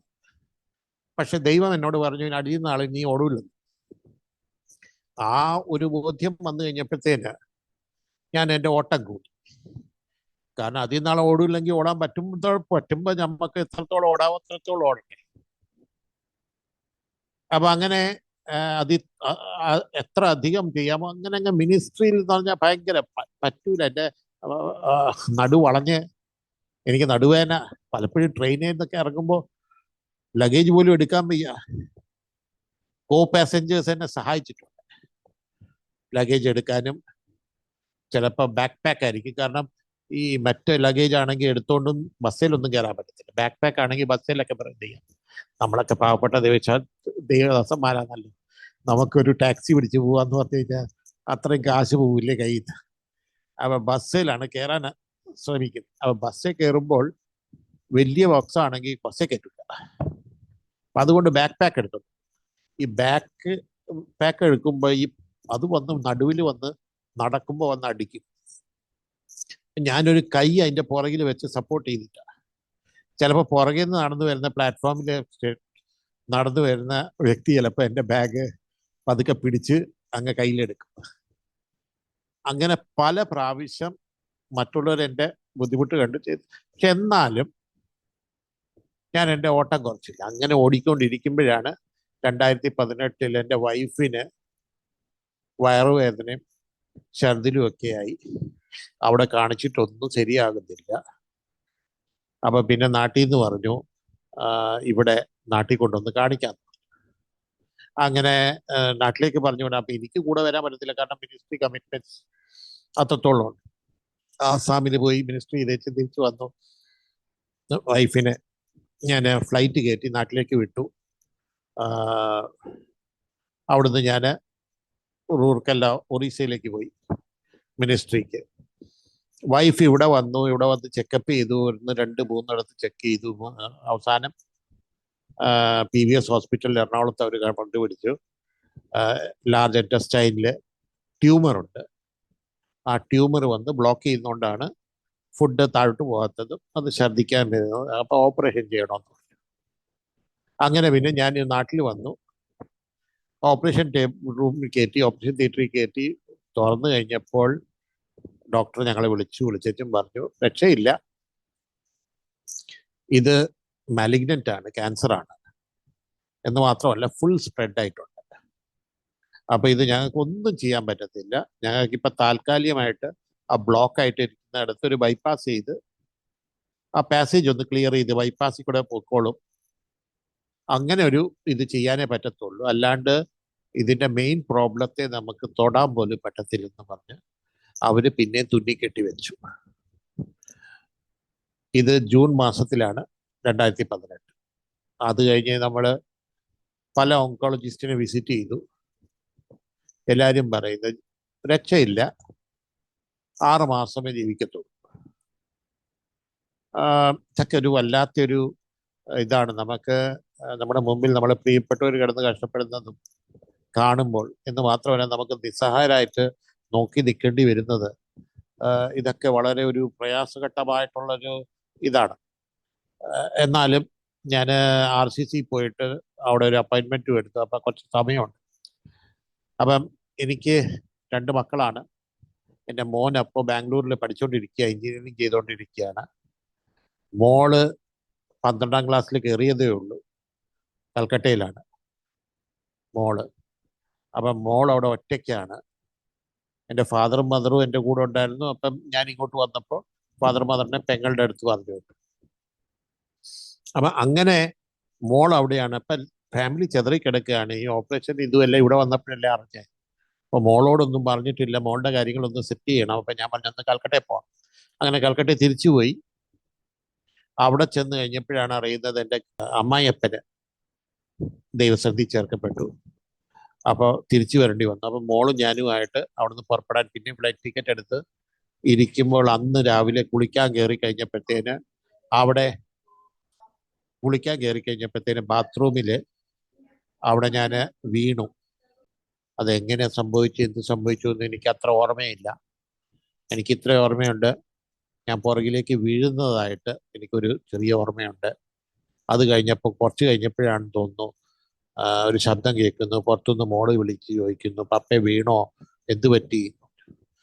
അപ്പം ഞാൻ പറഞ്ഞു വീണു, പപ്പ വാതിൽ തുറക്ക്, വാതിൽ തുറക്കുമെന്ന് പറഞ്ഞപ്പോൾ ഞാൻ പറഞ്ഞു എനിക്ക് എഴുന്നേക്കാൻ പറ്റത്തില്ല, മോള് ആൾക്കാരെ വിളിക്കാൻ പറഞ്ഞു. അങ്ങനെ അവിടുത്തെ IPCയിലെ പാസ്റ്റർ വിളിച്ചു, മലയാളം ചർച്ചിലെ പാസ്റ്ററിനെ വിളിച്ചു, പിന്നെ ഹൗസ് ഓണറിനെ വിളിച്ച് അവരെല്ലാവരും വന്ന് വാതിൽ പൊളിച്ച് എന്നെ പുറത്തേക്ക് എടുക്കുകയാണ്. ആ സമയത്ത് എൻ്റെ കൈയുണ്ടോ കാലുണ്ടോ ഇതൊന്നും എനിക്ക് അറിയില്ല. കാരണം അങ്ങനെ ഒരു സാധനം ഉള്ളതുപോലെ ബോധ്യമാകുന്നില്ല. അത് എവിടെയാ എന്തോ എന്നുള്ളൂ ഒന്നും മനസ്സിലാകുന്നില്ല. താഴോട്ട് നേരെ കിടക്കുകയെന്നോ വളഞ്ഞു കിടക്കുകയെന്നോ എങ്ങനെ കിടക്കുകയാണ് ഒരു സെൻസേഷനും ഇല്ല, ഒന്നുമില്ല. അങ്ങനെ ഒരു സാധനം ഉള്ളതായിട്ട് തന്നെ എനിക്കൊരു ഫീലിംഗ് തന്നെ ഇല്ല. അങ്ങനെ ഹോസ്പിറ്റലിൽ കൊണ്ടുപോയി. ഞാൻ കൊണ്ടുപോകുമ്പോൾ മോളോട് പറഞ്ഞു, മോളെ വിഷമിക്കണ്ട, ഞാൻ പപ്പ തിരിച്ചു വരുമെന്ന് പറഞ്ഞു. അങ്ങനെയൊക്കെ ആശ്വസിപ്പിച്ചേച്ചും ഹോസ്പിറ്റലിൽ പോയി കഴിഞ്ഞപ്പോഴത്തേന് അവിടെ ഡോക്ടറോടെല്ലാം പറഞ്ഞു, കാര്യങ്ങളൊക്കെ പറഞ്ഞു കഴിഞ്ഞിട്ട് ഞാൻ അപ്പോഴത്തേന് ശ്വാസം മുട്ടൽ വന്നു. അപ്പം അവർ ഓക്സിജൻ തന്നു, അതിൽ നിന്നില്ല. പിന്നെ വെന്റിലേറ്ററിൽ കയറ്റേണ്ടി വന്നു. 14 ദിവസം വെന്റിലേറ്ററിൽ കിടന്നു. അവിടെ ശവം പോലെ കിടക്കുകയാണ്, ഒരനക്കവും ഇല്ല. ഈ കഴുത്തിന് ഫ്രാക്ചറായിട്ട് അവരൊരു കോളർ ഇട്ടു. അപ്പം ഒന്നും അനക്കമില്ല, കണ്ണ് മാത്രം അനങ്ങും. അങ്ങനെ 14 ദിവസം കിടന്നു. ലോകമെമ്പാകെ ദൈവമക്കള്, എന്നെ അറിയുന്നവരും അറിയാത്തവരും എല്ലാവരും എങ്ങനെയോ തീ പോലെ ഈ വിഷയം അറിഞ്ഞു. അത് പറയുന്നത് ജൂൺ മാസത്തിലാണ് വൈഫിൻ്റെ ക്യാൻസർ ആണെന്ന് അറിയുന്നത്. ജൂലൈ മാസത്തിലാണ് ഞാൻ വീഴുന്നത്. എൻ്റെ വീട്ടിലാണെങ്കിൽ ആകെ കൂടെ അങ്ങ് ഇതായി പ്രവർത്തനം. കാരണം വൈഫ് കഴിഞ്ഞാൽ ഞാനാണ് കാര്യങ്ങൾ ഏറ്റെടുക്കേണ്ടത്. അപ്പം ഞാനും കൂടെ പോയി കഴിഞ്ഞപ്പോഴത്തേന് പിള്ളേര് ഏതായാലും അവരങ്ങ് ഒരു ഇതായി, എന്താ ചെയ്യേണ്ടതെന്നറിയും. ഏതായാലും അവിടുത്തെ ചർച്ചും ദൈവമക്കളും എല്ലാവരും സപ്പോർട്ട് ചെയ്തു. ഡോക്ടേഴ്സ് പറഞ്ഞ എപ്പോൾ വേണമെങ്കിലും പോവാന്ന് പറഞ്ഞു. 14 ദിവസം വെന്റിലേറ്ററിൽ കിടന്നു. ഒരു ദിവസം 45,000 രൂപയൊക്കെയാണ് ബില്ല് വരുന്നത്. അതൊക്കെ കണ്ടു കഴിഞ്ഞപ്പോഴത്തേന് 14 ദിവസം കഴിഞ്ഞപ്പോഴത്തേന് നമുക്ക് അഫോർഡ് ചെയ്യാൻ പറ്റത്തില്ലെന്ന് കണ്ടു കഴിഞ്ഞപ്പോഴത്തേന് പെങ്ങള് ജാർഖണ്ഡിലുണ്ടായിരുന്നു, ബൊക്കാറോയിൽ. പെങ്ങൾ അവിടുന്ന് വന്ന് എന്നെ കൊണ്ടുപോയി ബൊക്കാറോയിലോട്ട്. അവിടെ കൊണ്ടുപോയി അവിടുത്തെ സ്റ്റീൽ ഹോസ്പിറ്റലിൽ കുറച്ച് മാസങ്ങൾ കിടന്നു. അത് കഴിഞ്ഞ് പെങ്ങളുടെ വീട്ടിൽ കൊണ്ടുപോയി ഇട്ടു. അപ്പോൾ എനിക്ക് ബെഡ് സോറൊക്കെ വന്ന് ഞാൻ അങ്ങ് ലീനം തിന്നായി, പനി, ഭയങ്കര പനിയും കൊണ്ട് അത് ചിലപ്പോൾ ബോധം പോവും, ചിലപ്പോൾ വരും, അങ്ങനെയൊക്കെ ഉള്ളതാണ്. അപ്പം ഇവിടെ പിന്നെ എൻ്റെ വെന്റിലേറ്റർ വായിന്ന് മാറ്റി ട്രക്കോസ്റ്റോമി ഇട്ട്, കഴുത്തിലൊരു ഓട്ട ഇട്ടിട്ട് അതിലേക്കൊണ്ട് ട്രക്കോസ്റ്റോമി ഇട്ട്, അതോടുകൂടി എനിക്ക് സംസാരിക്കാൻ പോലും പറ്റത്തില്ല, ശബ്ദം പോലും വരുന്നില്ല, എനിക്കൊരു കാര്യം പറയാൻ പറ്റത്തില്ല, ബോധ്യപ്പെടാൻ പറ്റത്തില്ല. അങ്ങനത്തെ ഒരു സ്ഥിതിയിലാണ് ഞാൻ 10 മാസം കഴിഞ്ഞു മരണത്തോട് മല്ലിട്ട്. വൈഫ് ഇവിടെ, കേരളത്തിലും ഞാൻ അവിടെയുമായിട്ട് ഇങ്ങനെ 10 മാസം മല്ലിട്ടു. അത് കഴിഞ്ഞപ്പോൾ പ്രാർത്ഥിച്ച് ഒരു ദിവസം ആ റൈസ് ട്യൂബ് അങ്ങ് മാറ്റി, എന്നിട്ട് ഡയറക്റ്റ് ഫീഡിങ് അങ്ങ് തരാൻ തുടങ്ങി. അന്ന് തൊട്ട് കുറച്ച് ബെറ്റർ ആകാൻ തുടങ്ങി. കുറച്ച് ബെറ്റർ ആയി കഴിഞ്ഞപ്പോഴത്തേന് പിന്നെ ഞാൻ അവിടെയും ആരെയും ബുദ്ധിമുട്ടിപ്പിക്കണ്ട, ഞാനിങ്ങനെ നാട്ടിലോട്ട് വരാം, കുറച്ചുകൂടെ കെയർ കിട്ടും എന്നുള്ള ഇതിലാണ് നാട്ടിലേക്ക് വരുന്നത്. എന്ന് മാത്രമല്ല, നമുക്ക് ഒരു ദിവസമാണ്, 2 ദിവസമാണ്, ഒരാഴ്ചയാണ്, ഒരു മാസമാണെന്ന് പറഞ്ഞാലും എല്ലാവരും നമ്മളെ സ്നേഹിക്കുന്നവരാണ്, അവർ ബുദ്ധിമുട്ടുകയും ഇതൊക്കെ ചെയ്യും. പക്ഷെ ഒരു നീണ്ട കാലമായി കഴിയുമ്പോൾ നമുക്ക് എത്ര സ്നേഹിക്കുന്നു, എത്ര അടുത്ത ആളാന്ന് പറഞ്ഞാലും, നമ്മുടെ ഭാര്യയാണെങ്കിലും ഭർത്താവാണെങ്കിലും മടുക്കും. അവർക്ക് അവരുടേതായിട്ടുള്ള ബുദ്ധിമുട്ടുണ്ട്, അവരുടേതായിട്ടുള്ള ഇതുണ്ട്. അതിൻ്റെ കൂടെ നമ്മളും കൂടെ വന്നു കഴിയുമ്പോഴത്തേന് അത് ചിലപ്പോഴൊക്കെ ഭയങ്കരമായിട്ടൊരു ലോഡായിട്ടൊക്കെ അവർക്ക് തോന്നിയിരുന്നു. അപ്പോൾ അതൊക്കെ നമ്മൾ കാണുകയും അവരൊന്നും പറഞ്ഞില്ലെങ്കിൽ അത് കാണുകയും മനസ്സിലാക്കുകയും എല്ലാം ചെയ്ത് കഴിയുമ്പോഴത്തേന് നമ്മൾ അവിടുന്ന് പിന്നെ ബുക്കാറോയിൽ നിന്ന് ഇങ്ങനെ കേരളത്തിലേക്ക് വരാനായിട്ട് തീരുമാനിച്ചു. ഇവിടെ വന്ന് ഒരു പാലിറ്റീവ് കെയർ, കാറ്റ് കെയർ എന്ന് പറയുന്ന പാലിറ്റീവ് കെയർ ഡയറക്റ്റ് വരാൻ. എന്ന് മാത്രമല്ല, കുടുംബമായിട്ട് ഇനിയും നമുക്ക് ഒരുമിച്ച് വരണമെന്നുള്ളൊരു ആഗ്രഹം ഉണ്ടായിരുന്നു. അങ്ങനെ മോളുടെ എക്സാമും കഴിഞ്ഞ് മാർച്ച് മാസത്തിൽ, അങ്ങനെ എക്സാമും കഴിഞ്ഞ് മോളും ഇങ്ങോട്ട് വന്നു. മോന് വൈഫ് ഇവിടെ ഉണ്ടായിരുന്നു, വൈഫും കൂടെ വന്നു, എൻ്റെ അമ്മയും വന്നു. അങ്ങനെ ഇവിടെ വന്ന് നമ്മുടെ വീട്ടിൽ ഒരു 1.5 വർഷം കഴിഞ്ഞിട്ടാണ് ഞങ്ങൾ കുടുംബമായിട്ട് ഒരുമിച്ച് വരുന്നത്. അല്ലെങ്കിൽ അവിടെ ഇവിടെ ചെതറിക്കിടക്കുക. ഈ കാലഘട്ടം എന്ന് പറഞ്ഞു കഴിഞ്ഞാൽ ഭയങ്കരമായിട്ടൊരു കാലഘട്ടമായിരുന്നു. ഇത് ഞങ്ങൾക്ക് മാത്രമല്ല, ഓരോരുത്തർക്ക് ഇൻഡിവിജ്വൽ മാത്രം, മക്കൾക്ക് വരെ ഒരു വളരെ ടെൻഷനുള്ള ഒരു കാലഘട്ടമാണ്. ദൈവം അത്ഭുതമായിട്ട് നടത്തി. ഞാൻ അതിനെ ഒന്ന് ഡിസ്ക്രൈബ് ചെയ്യാനൊന്നും ആഗ്രഹിക്കുന്നില്ല. ആരും അങ്ങനത്തെ സ്ഥിതിയിൽ കൂടെ കടന്നു പോകരുത് എന്നുള്ളൊരു ഇതാണ്. മരണത്തിനെ നമ്മൾ മുമ്പിൽ കണ്ടുകൊണ്ട് മാസങ്ങളായിട്ട് നിൽക്കുക എന്ന് പറയുന്നത് അത് ഒരു വലിയ ഒരു ബുദ്ധിമുട്ടുള്ള സമയം. ഇന്നിപ്പോൾ 6 വർഷമാകുന്നു. എൻ്റെ വൈഫ് എൻ്റെ കൂടെ ഉണ്ടായിരുന്നു. 2020 ദൈവസന്നിധിയിൽ ചേർക്കപ്പെടുന്നത്. ഒക്ടോബർ മാസത്തിലാണ് ദൈവസന്നിധിയിൽ ചേർക്കപ്പെടുന്നത്. ഞങ്ങൾ ഈ സമയങ്ങളിലൊക്കെ ഞങ്ങൾ ആര് വന്ന് വിസിറ്റ് ചെയ്താലും, അത് വൈഫിനെ ആയാലും എന്നെ ആയാലും മക്കളെ ആയാലും, ഞങ്ങളുടെ കഷ്ടപ്പാടോ ബുദ്ധിമുട്ടോ പ്രയാസമോ ഒന്നും ഞങ്ങളുടെ മുഖത്ത് കാണത്തില്ല. ഞങ്ങൾക്ക് ഒരു സന്തോഷമേ എല്ലാവരും കണ്ടിട്ടുള്ളൂ. ആരെങ്കിലും ചോദിക്കുക ഇത് എന്താ ഇങ്ങനെയെന്ന് ചോദിച്ചാൽ ഐ ഡോണ്ട് നോ. കാരണം അങ്ങനെ തന്നെ ആയിരുന്നു. ദാറ്റ് വാസ് ദ നാച്ചുറൽ വേ. അപ്പം അതുകൊണ്ട് പലരും എന്നെ കാണാൻ വരുന്നവർ പറഞ്ഞിട്ടുണ്ട്, വരുമ്പോൾ ചിന്തിക്കും എങ്ങനെ ആശ്വസിപ്പിക്കേണ്ടിയെന്ന് ചിന്തിച്ച് അത് വരുമായിരിക്കും. പക്ഷെ ഇവിടെ വന്നു കഴിയുമ്പോൾ ചിലപ്പോൾ ഞാനായിരിക്കും തിരിച്ച് ആശ്വസിപ്പിച്ച് വിടുന്നത്. അപ്പം അങ്ങനെയുള്ള സംഭവങ്ങളുണ്ട്. എന്ന് മാത്രമല്ല,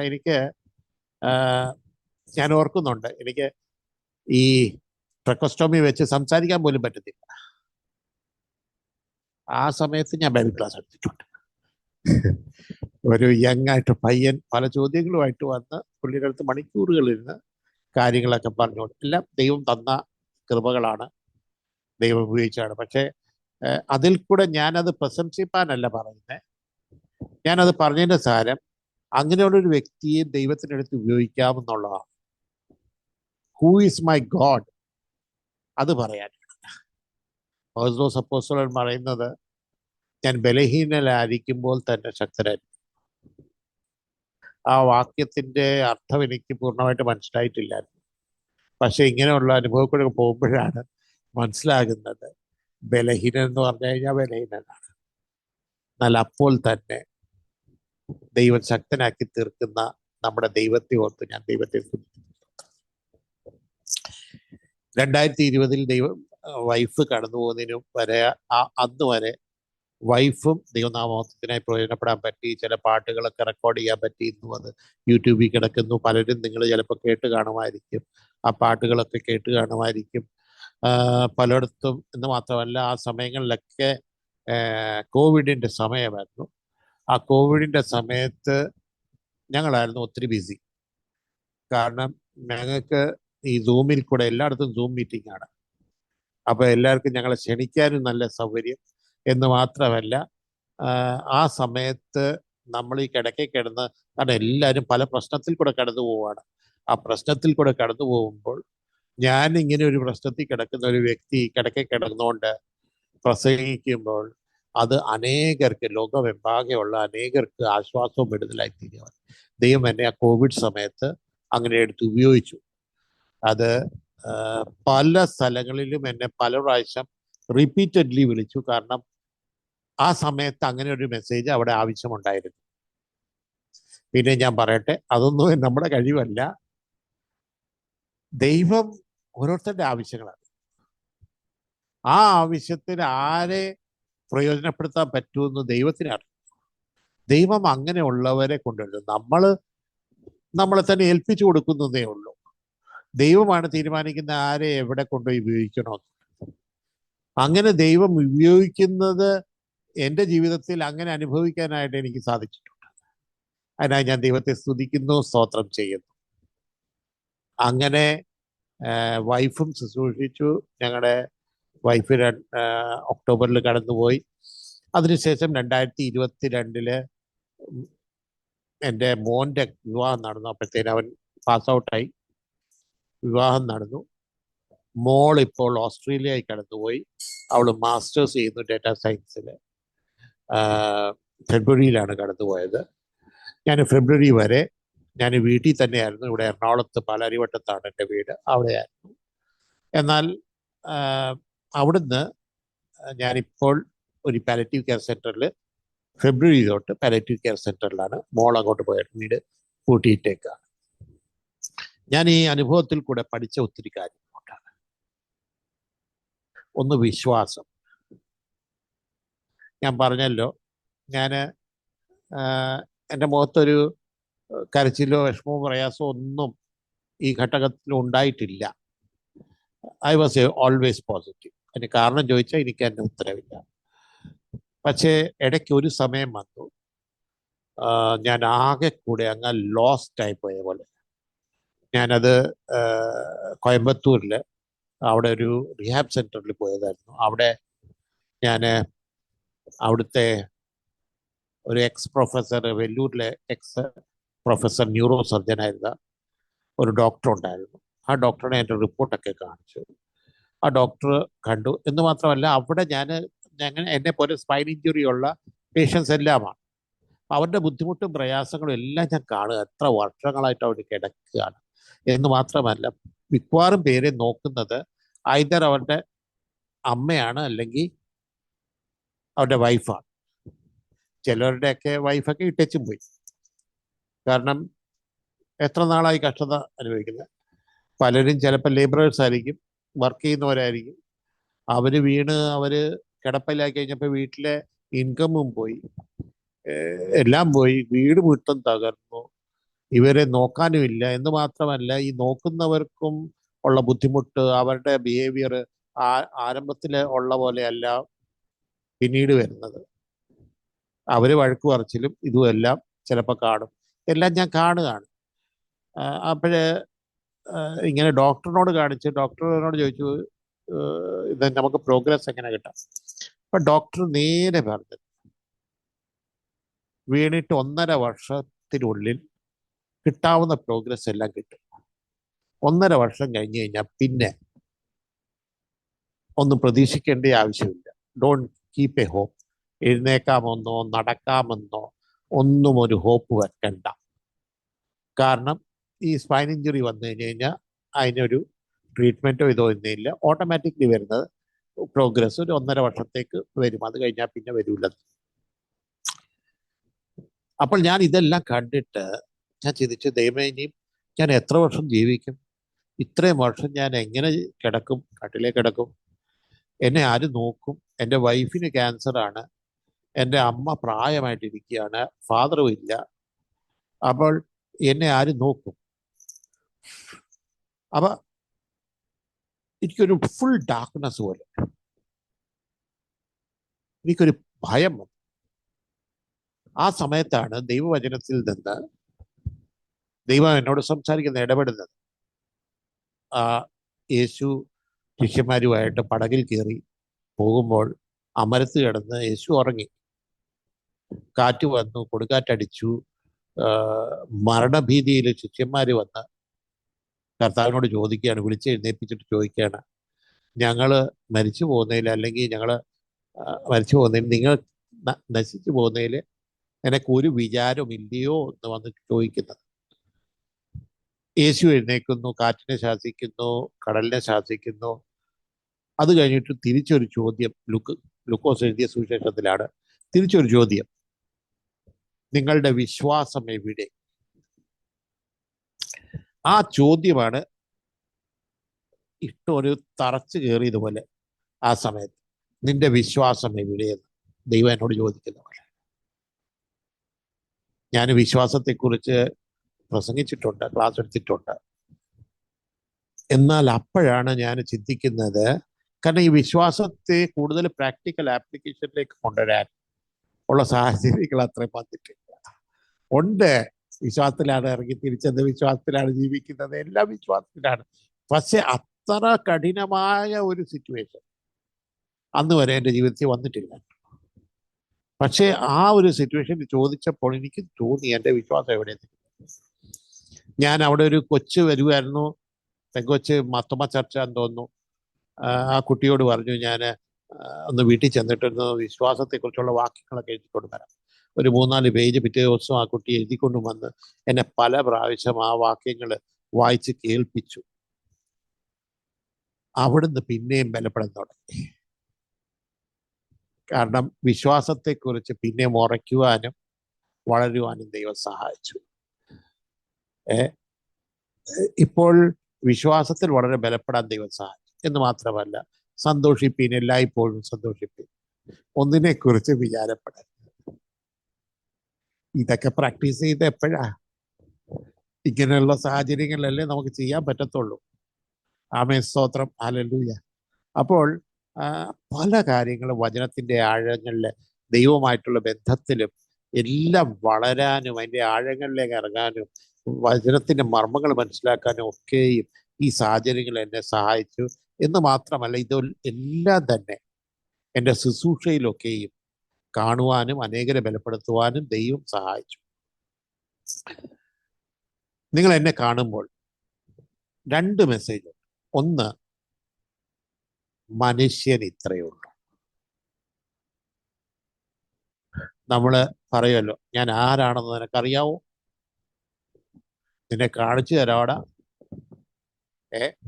നമ്മള് ആരെങ്കിലും എന്തെങ്കിലും നമ്മളോടൊന്ന് പറഞ്ഞാൽ, ഇച്ചിരി ഒന്ന് ഇരുത്തി പറഞ്ഞാൽ, പിന്നെ നമ്മൾ എങ്ങനെയാ മറ്റവനെ ഇരുത്തണം, എങ്ങനെ ഇത് ചെയ്യണം ഒക്കെ നമ്മൾ ചിന്തിക്കുകയും, ആരെങ്കിലും ഒരു വാക്ക് പറഞ്ഞാൽ തിരിച്ച് 2 വാക്ക് പറഞ്ഞ് ഞാൻ ആ കേമൻ എന്ന് കാണിക്കാനും എല്ലാ ശ്രമങ്ങളും നമ്മൾ കണ്ടിട്ടുണ്ടല്ലോ.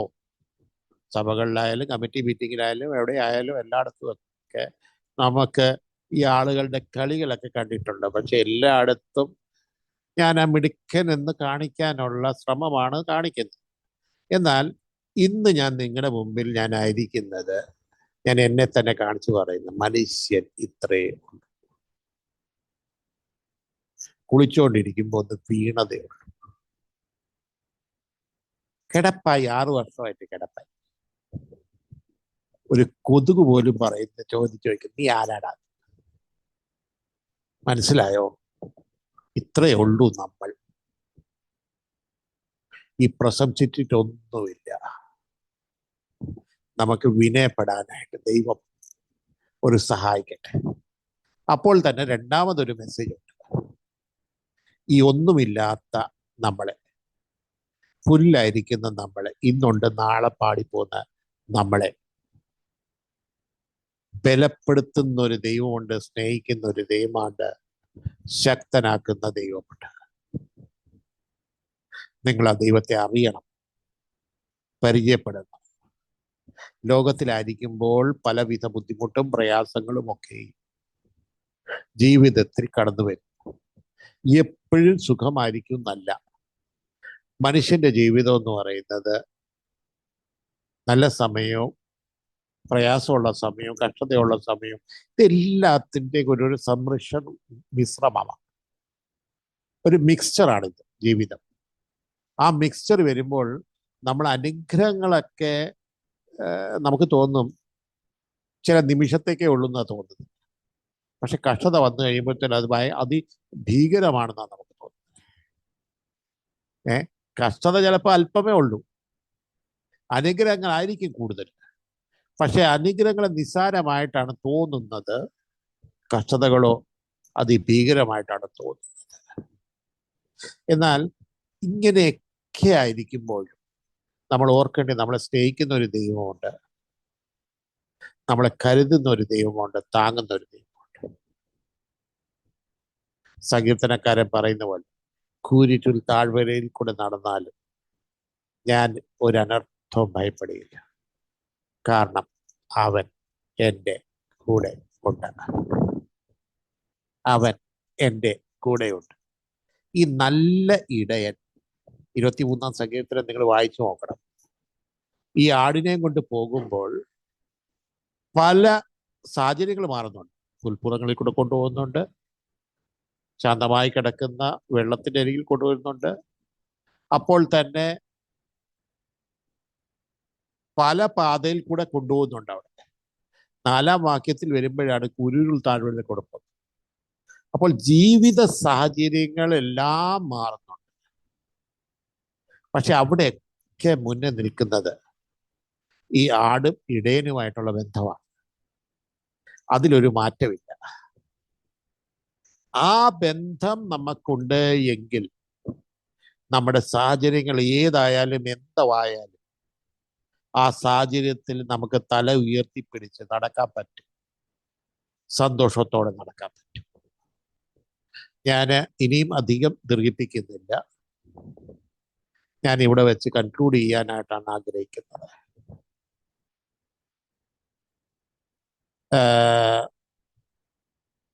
മത്തായിയുടെ സുവിശേഷത്തിലെ 7-ാം അധ്യായത്തില് അവിടെ ഒരു പാരബിൾ അവിടെ ഇങ്ങനെയുണ്ട്. ഒരു ബുദ്ധിമാനായ വ്യക്തി, പോഷകനായ വ്യക്തി വീട് പണിയുന്നതിനെ കുറിച്ച്. അപ്പോൾ അതിനകത്ത് പറയുന്ന ബുദ്ധിമാനായ വ്യക്തി പാറമേൽ വീട് വന്നു, പോഷകനായ വ്യക്തി മണലുമേൽ വീട് വന്നു. മഴ പെയ്തു, കാറ്റടിച്ചു, വെള്ളം പൊങ്ങി, മണൽമേൽ വീട് പണിത ആളുടെ വീട് ഒഴുകിപ്പോയി. പാറമേൽ വീട് പണിത ആളുടെ വീട് അവിടെ നിന്നു. ഞാൻ ഈ സൈക്ലോൺ പ്രോൺ ഏരിയയിലൊക്കെ ജീവിച്ചിട്ടുണ്ട്, അവിടെ സൈക്ലോണിലൊക്കെ പെട്ടിട്ടുണ്ട്. എനിക്കറിയാം ഇതിൻ്റെ അനുഭവമൊക്കെ. അപ്പോൾ ഈ ഒഴുകി പോകുന്നവരൊക്കെ ഓടി വരുന്ന എങ്ങോട്ടാണെന്നറിയാം. വീടൊക്കെ ഒഴുകി പോകുമ്പോൾ അവര് അവിടുന്ന് ഉള്ള കെട്ടി എല്ലാം ചെയ്ത് അവർ ഓടി വരുന്ന എങ്ങോട്ടാണ്? ഈ നിൽക്കുന്ന വീട്ടിലോട്ടാണ്. അവിടെയാണ് തണല്. പക്ഷെ ഓർക്കണം, 2 വീടും കാറ്റടിച്ചു വരും, 2 വീട്ടിലും മഴ പെയ്തു. ഒരു വീടും മറ്റേതിനകത്ത് വ്യത്യാസമൊന്നുമില്ല. പ്രശ്നം 2 വീട്ടിലും വന്നു. നല്ല സമയം 2 വീട്ടിലും ഉണ്ടായിരുന്നു, ചീത്ത സമയവും 2 വീട്ടിലും ഒരുപോലെ വന്നു. പക്ഷേ ഒരു ക്രൈസിസ് വന്നപ്പോൾ പാറമേൽ നിൽക്കുന്ന വീട് മറ്റ് വീട്ടുകാർക്ക് വേണ്ടി ആശ്വാസവും ബലവുമായി. അതാണ് ക്രിസ്തീയ ജീവിതം, യാഥാർത്ഥ്യമായിട്ടുള്ള ക്രിസ്തീയ ജീവിതം. ഇതിൻ്റെ മർമ്മം കിടക്കുന്നത് എൻ്റെ വാക്കുകൾ, ഈ പറയുന്ന വാക്കുകളെല്ലാം കേട്ട് അതുപോലെ ചെയ്യുന്നവർ, പ്രവർത്തിക്കുന്നവർ പാറമേൽ വീട് പണിത ബുദ്ധിമാനെ പോലെയാണ് 24-ാം വാക്യത്തിൽ എഴുതിയേക്കുന്നത്. ഞാൻ ഈ പ്രശ്നത്തിൽ കൂടെ എല്ലാം കടന്നു. പക്ഷേ എനിക്കൊരു കാര്യം മനസ്സിലാക്കിയത് എന്താണെന്നറിയാമോ? ഈ പ്രശ്നം വരുന്നതിന് ഒത്തിരി മുമ്പ് തൊട്ട് തന്നെ ദൈവം എൻ്റെ അടിസ്ഥാനം പണിതു. അത് പണിയാൻ പറ്റിയത് ഞാൻ അതിനുവേണ്ടി എന്നെ സമർപ്പിക്കുകയും, ഞാൻ പറഞ്ഞല്ലോ ഐ വാസ് എ സ്റ്റുഡൻറ്റ് എന്നുള്ളത്. അപ്പോൾ വചനങ്ങളെ ഒരു പ്രാക്ടിക്കൽ ആപ്ലിക്കേഷനിലേക്ക് കൊണ്ടുവരികയും എൻ്റെ ജീവിതത്തിലേക്ക് ഇറക്കുകയും മാറ്റുകയും ഞാൻ പ്രസംഗിച്ചുകൊണ്ടിരുന്നതെല്ലാം എൻ്റെ ജീവിതത്തിൽ കൂടിയാണ് പ്രസംഗിച്ചുകൊണ്ടിരുന്നത്. അന്നൊന്നും അറിഞ്ഞില്ല ഇതിൻ്റെ ഇമ്പോർട്ടൻസ്. ചിലര് പറയും ഇത്രയും കഷ്ടപ്പെടുന്നത് എന്തിനാന്ന്, അല്ലാതെ കാര്യങ്ങൾ നടക്കുമല്ലോ എന്ന് പറയും. പക്ഷെ എനിക്കൊരു പെർഫെക്ഷൻ എന്നുള്ള ഒരു ഇതുണ്ടായിരുന്നു. അത് നല്ലതോ തീയതോന്നൊന്നും അന്നൊന്നും നമ്മൾ ചെയ്യണം, പക്ഷെ ചെയ്യുന്ന കാര്യം നന്നായി ചെയ്യണമെന്നുണ്ടായിരുന്നു. അങ്ങനെ ചെയ്തു പോയി. പക്ഷെ അതിന്റെ ഗുണം എനിക്ക് മനസ്സിലായത് ജീവിതത്തിൽ പ്രശ്നം വന്നപ്പോഴാണ്. അവിടെ നിലനിൽക്കാൻ ദൈവം സഹായിച്ചു എന്ന് മാത്രമല്ല, അനേകർക്ക് ആശ്വാസമായി തീരാൻ സഹായിച്ചു. നമുക്കൊന്ന് കണ്ണടയ്ക്കാം, പ്രാർത്ഥിക്കാം. എന്നെ കേൾക്കുന്ന എല്ലാ ദൈവമക്കളോടും ഞാൻ പറയുന്നത്, നിങ്ങളൊന്ന് കണ്ണടച്ച് പ്രാർത്ഥിച്ച്. പ്രശ്നങ്ങളില്ലാത്ത ആരുമില്ല. ചിലവർക്ക് കൂടുതലായിരിക്കും, ചിലർക്ക് കുറവായിരിക്കും. വലിയ പ്രശ്നമായാലും ചെറിയ പ്രശ്നമായാലും ആ പ്രശ്നത്തിൽ കൂടെ കടന്നു പോകുമ്പോൾ അത് നമുക്കൊരു വലിയ പ്രശ്നമായിട്ട് തന്നെ തോന്നും. ഒരു പക്ഷേ എൻ്റെ പ്രശ്നങ്ങൾ നിങ്ങൾ കേൾക്കുമ്പോൾ എൻ്റെ പ്രശ്നം വലുതായിട്ടൊക്കെ തോന്നിയെന്ന് വരും. അപ്പോൾ വലിയ പ്രശ്നമാകട്ടെ ചെറിയ പ്രശ്നമാകട്ടെ, ആമേൻ, സ്തോത്രം, നമ്മൾ ദൈവസന്നിധിയിൽ കടന്നു വരാം. ദൈവസന്നിധിയിൽ നമ്മൾ തന്നെ സമർപ്പിക്കാം. നമ്മളുടെ ദൈവം ശക്തനാണ്, അവൻ വിശ്വസ്തനാണ്, അവൻ നമുക്ക് മതിയായവനാണ്, അവൻ നമുക്ക് വിടുതൽ തരുന്നവനാണ്. ആമേൻ, സ്തോത്രം.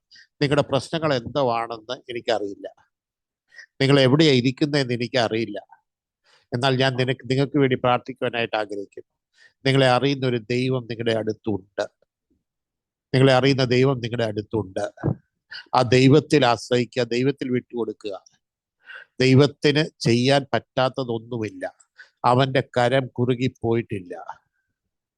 ദൈവത്തിന് നിങ്ങളെ ഇപ്പോൾ തന്നെ ഒരു സൗഖ്യവും വിടുതലും തരാൻ ദൈവത്തിനെ കൊണ്ട് പറ്റും. ചിലപ്പോൾ അങ്ങനെ തന്നെ ഇപ്പൊ തന്നെ നിങ്ങൾക്കൊരു സൗഖ്യവും വിടുതലും തന്നൊന്നു വരാം.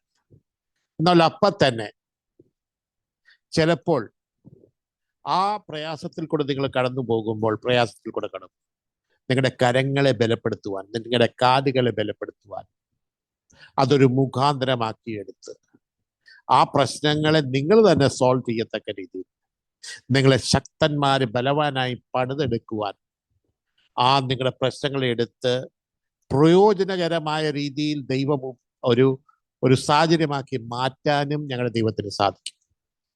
ആമേൻ, സ്തോത്രം, hallelujah. But God has A good plan. ഏറ്റവും നല്ല പ്ലാനാണ് ഉള്ളത്. ആമേൻ. ഞാൻ പലരോടും പറയുന്നത് പോലെ, ആമേൻ, ആ ചെങ്കടലിന്റെ മുമ്പിൽ മോശ നിൽക്കുമ്പോൾ, വലിയൊരു പ്രതിസന്ധി നിൽക്കുമ്പോൾ, ആ വലിയൊരു പ്രശ്നത്തിന്റെ മുമ്പിൽ നിൽക്കുമ്പോൾ എങ്ങനെ രക്ഷപ്പെടുമെന്ന് ചിന്തിക്കുമ്പോൾ, അതുപോലത്തെ ഒരു സിറ്റുവേഷൻ നിങ്ങളാണെങ്കിൽ, നിങ്ങളും അതുപോലത്തെ ചെങ്കടൽ പോലെ ഒരു വലിയൊരു പ്രശ്നത്തിന്റെ മുമ്പിൽ നിങ്ങൾ നിൽക്കുകയാണെങ്കിൽ, അവിടുന്ന് രക്ഷപ്പെടുത്താനായിട്ട് നിങ്ങളെ സ്നേഹിക്കുന്ന ദൈവത്തിന് കഴിയും വിശ്വസിക്കുക.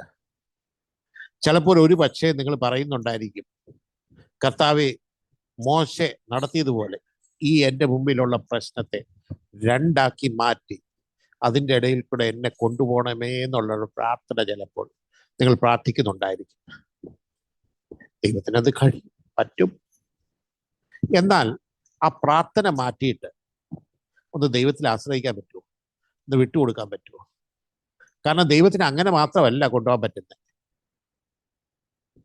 ദൈവത്തിന് ഒരു പക്ഷേ ഫിലിപ്പോസിനെ പോലെ നിങ്ങളെ ആ പ്രശ്നത്തിന്റെ മേലെ കൂടെ പറത്തി അങ്ങ് കൊണ്ടുപോകാൻ പറ്റും. ആമേൻ, സ്തോത്രം. ചിലപ്പോൾ പത്രോസിനെ പോലെ ആ പ്രശ്നത്തിന്റെ മേലിൽ കൂടെ മേലെ ചവിട്ടി നടന്ന് ആ വെള്ളത്തിന്റെ മേലെ കൂടെ നടക്കാൻ ചിലപ്പോൾ പറ്റിയെന്ന് വരും. ചിലപ്പോൾ യോനായെ പോലെ ഒരു സബ്മറൈനിൽ കൂടെ നിങ്ങൾ വിചാരിക്കും ഈ പ്രശ്നം എൻ്റെ തലമേൽക്കാൻ എന്നെ മുക്കിക്കളയുമെന്ന് ചിന്തിച്ച് നിങ്ങൾ അയ്യോ അവേത് കരയുമ്പോൾ നിങ്ങൾക്കൊരു കേടും പറ്റാതെ ആ പ്രശ്നത്തിന്റെ അടിയിൽ കൂടെ ഒരു സബ്മറൈൻ കൊണ്ടുപോകുന്ന പോലെ കൊണ്ടുപോയി അക്കരെ എത്തിക്കാൻ ദൈവത്തിന് സാധിക്കും. നിങ്ങളെ അക്കരെ എത്തിക്കാനുള്ള റെസ്പോൺസിബിലിറ്റി ദൈവത്തിൻ്റെതാണ്. ആമേൻ, ഹല്ലേലൂയ, സ്തോത്രം. പക്ഷെ അതെങ്ങനെ കൊണ്ടുപോകണമെന്ന് തീരുമാനിക്കുന്ന ദൈവമാണ്. നമുക്ക് വിശ്വസിക്കാൻ പറ്റും, വിട്ടുകൊടുക്കാൻ പറ്റും. കർത്താവെ, എൻ്റെ പ്രശ്നം അങ്ങ് തരും. ദൈവമേ, എന്നെ നിന്റെ കരങ്ങൾ തരും. ആമേൻ, ഹല്ലേലൂയ. കൊച്ചു കുഞ്ഞുങ്ങൾ അപ്പനും അമ്മയുടെ കയ്യിലേക്ക് വരുന്നത്. എൻ്റെ മോള് കുഞ്ഞായിരുന്നപ്പോൾ പുറത്തേക്ക് ഇറങ്ങുമ്പോൾ പട്ടികൾക്കൊക്കെ ഒത്തിരി ഇഷ്ടമായിരുന്നു. പട്ടികൾ ഓടി വരുമായിരുന്നു. പട്ടികൾ കാണുമ്പോഴത്തേന് മോളങ്ങ് കിടക്കാനാണ് വെള്ളമാണ്. ആ സമയത്ത് അവളുടെ കരച്ചിലും വെള്ളവും കേട്ട് നമ്മൾ പുറത്തേക്ക് ഇറങ്ങുമ്പോഴത്തേന് ഓടി വന്ന് നമ്മുടെ മടി കയറി കഴിഞ്ഞാൽ അവളുടെ വിഷമം പോയി, പ്രയാസം പോയി, പേടി പോയി, ഭയം പോയി. പക്ഷെ അതിന്റെ അർത്ഥം പട്ടികൾ പോയി എന്നല്ല. അപ്പോഴും പട്ടി ചുറ്റും കിടപ്പുണ്ട്. പക്ഷെ ആ മോള് പടിയിലിരുന്ന ആ പട്ടിയെ വഴക്ക് പറയോടെ, പേടിയോടെയല്ല, തൻ്റെ അടുത്തോടെ, ധൈര്യത്തോടെ. അതുപോലെ അതുപോലെ അതുപോലെ അതുപോലെ അതുപോലെ ദൈവം നിന്റെ കൂടെയുണ്ട്. ദൈവം നിന്റെ കൂടെയുണ്ട്. നിനക്കൊന്ന് ധൈര്യപ്പെടാൻ പറ്റുമോ? നിനക്ക് നിന്നെ തന്നെ ഏൽപ്പിച്ചു കൊടുക്കാൻ പറ്റും. ആ ഭയം വിട്ടിട്ട്, പേടി മാറിയിട്ട്, എൻ്റെ ദൈവം എനിക്ക് മതി, യഹോവ എൻ്റെ ഇടയൻ ആകുന്നു, യഹോവ എൻ്റെ ഇടയനാകുന്നു. സാഹചര്യങ്ങൾ ഏതായാലും, വഴികൾ ഏതായാലും എന്നെ ദൈവം വിശ്വസ്തയോടെ കൊണ്ടുപോകും. അത് അവൻ്റെ തലവേദനയാണ്. എങ്ങനെ കൊണ്ടുപോകണമെന്ന് അവൻ്റെ തലവേദനയാണ്.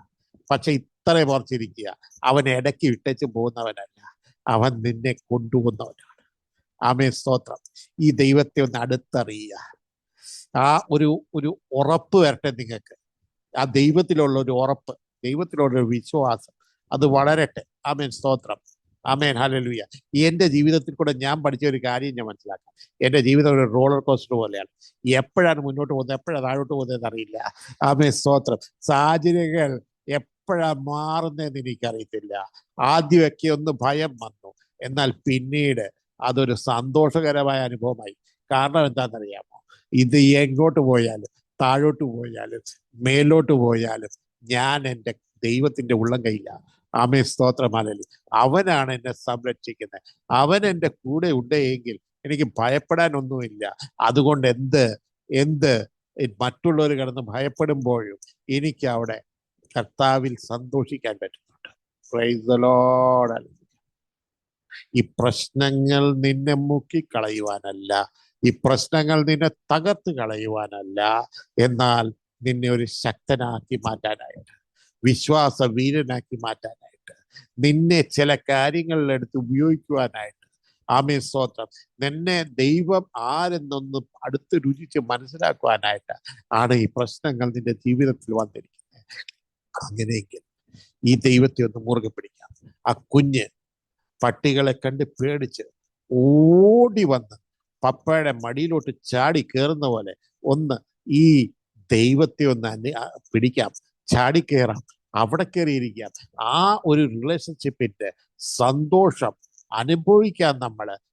ആ സന്തോഷം തന്നെ നിങ്ങളുടെ ബലമായി തീരട്ടെ.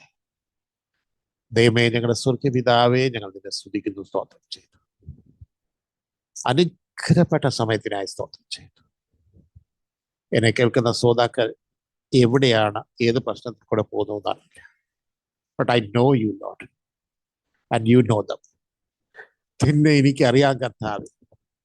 ദൈവമേ, നീ അവരെ അറിയുന്നു കർത്താവേ. ഈ സമയത്ത് കർത്താവേ, നീ അവർക്ക് ആശ്വാസം നൽകണമേ. ദൈവമേ, നിന്റെ സ്നേഹം അവർക്ക് കൊടുക്കണമേ കർത്താവേ.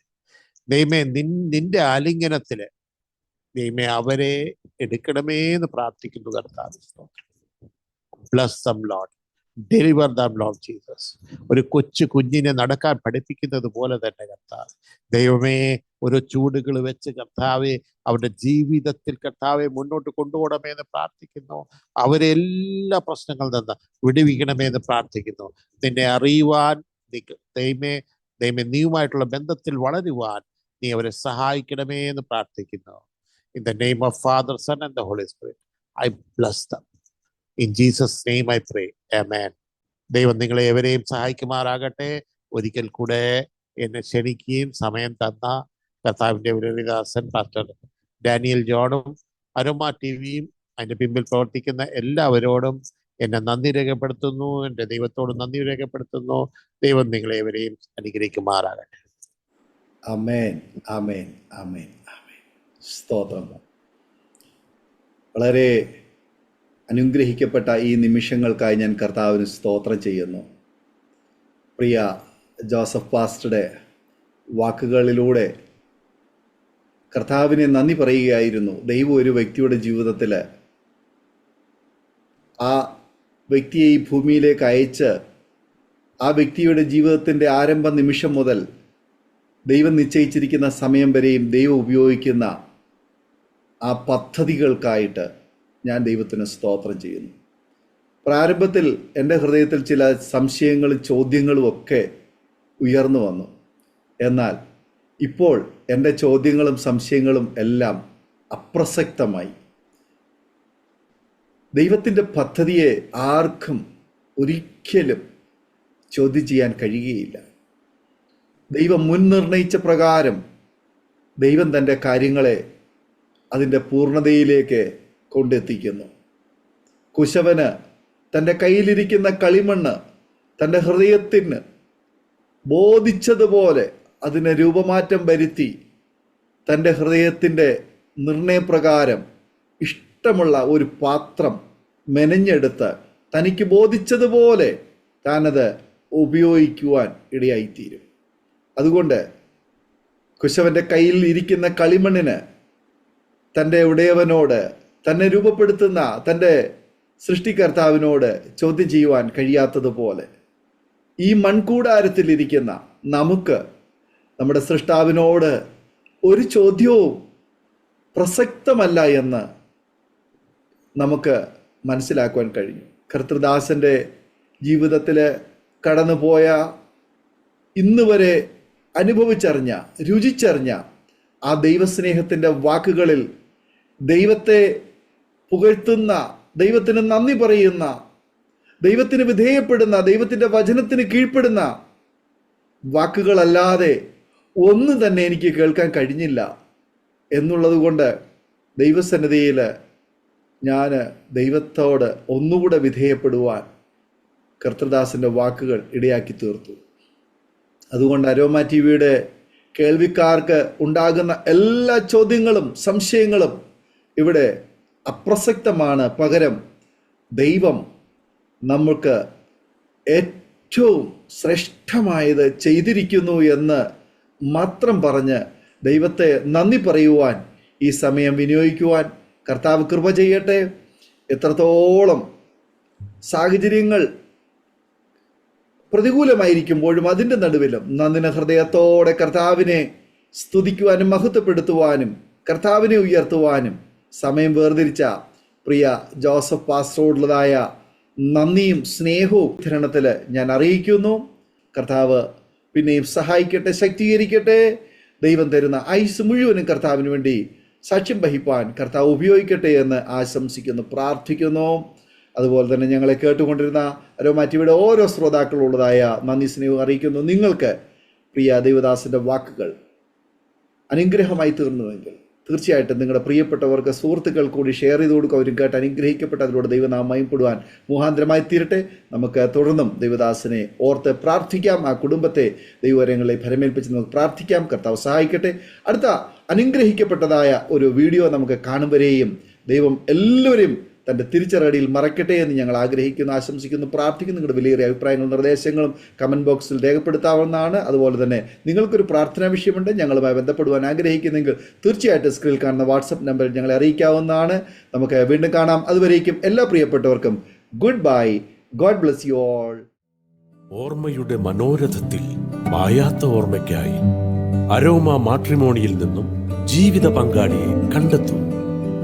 നിങ്ങൾ ഒരു ക്രിസ്തീയ ജീവിത പങ്കാളിയെ അന്വേഷിക്കുകയാണോ? അതോ മക്കൾക്ക് അനുയോജ്യമായ ഒരു തക്ക തുണയ്ക്ക് വേണ്ടി പ്രാർത്ഥിക്കുന്ന വ്യക്തിയാണ് എങ്കിൽ അരോമ മാട്രിമോണി നിങ്ങൾക്ക് വേണ്ടിയാണ്. ഇന്നു തന്നെ സൗജന്യമായി രജിസ്റ്റർ ചെയ്യൂ. അരോമ മാട്രിമോണിയുടെ പ്രത്യേകതകൾ: രജിസ്ട്രേഷൻ തികച്ചും സൗജന്യം. ലോകത്തെവിടെയുമുള്ള അനുയോജ്യമായ ക്രിസ്തീയ ജീവിത പങ്കാളിയെ തിരഞ്ഞെടുക്കാം. വിവാഹം നടക്കുന്നതുവരെ സർവീസ് ലഭിക്കുന്നു. ഏറ്റവും ചെറിയ പാക്കേജുകളും തിരഞ്ഞെടുക്കാം. അരോമ മാട്രിമോണി നിങ്ങൾക്കായി ഒരുക്കുന്നു വിവാഹം പരമാനന്ദം. Email aroma matrimony2020@gmail.com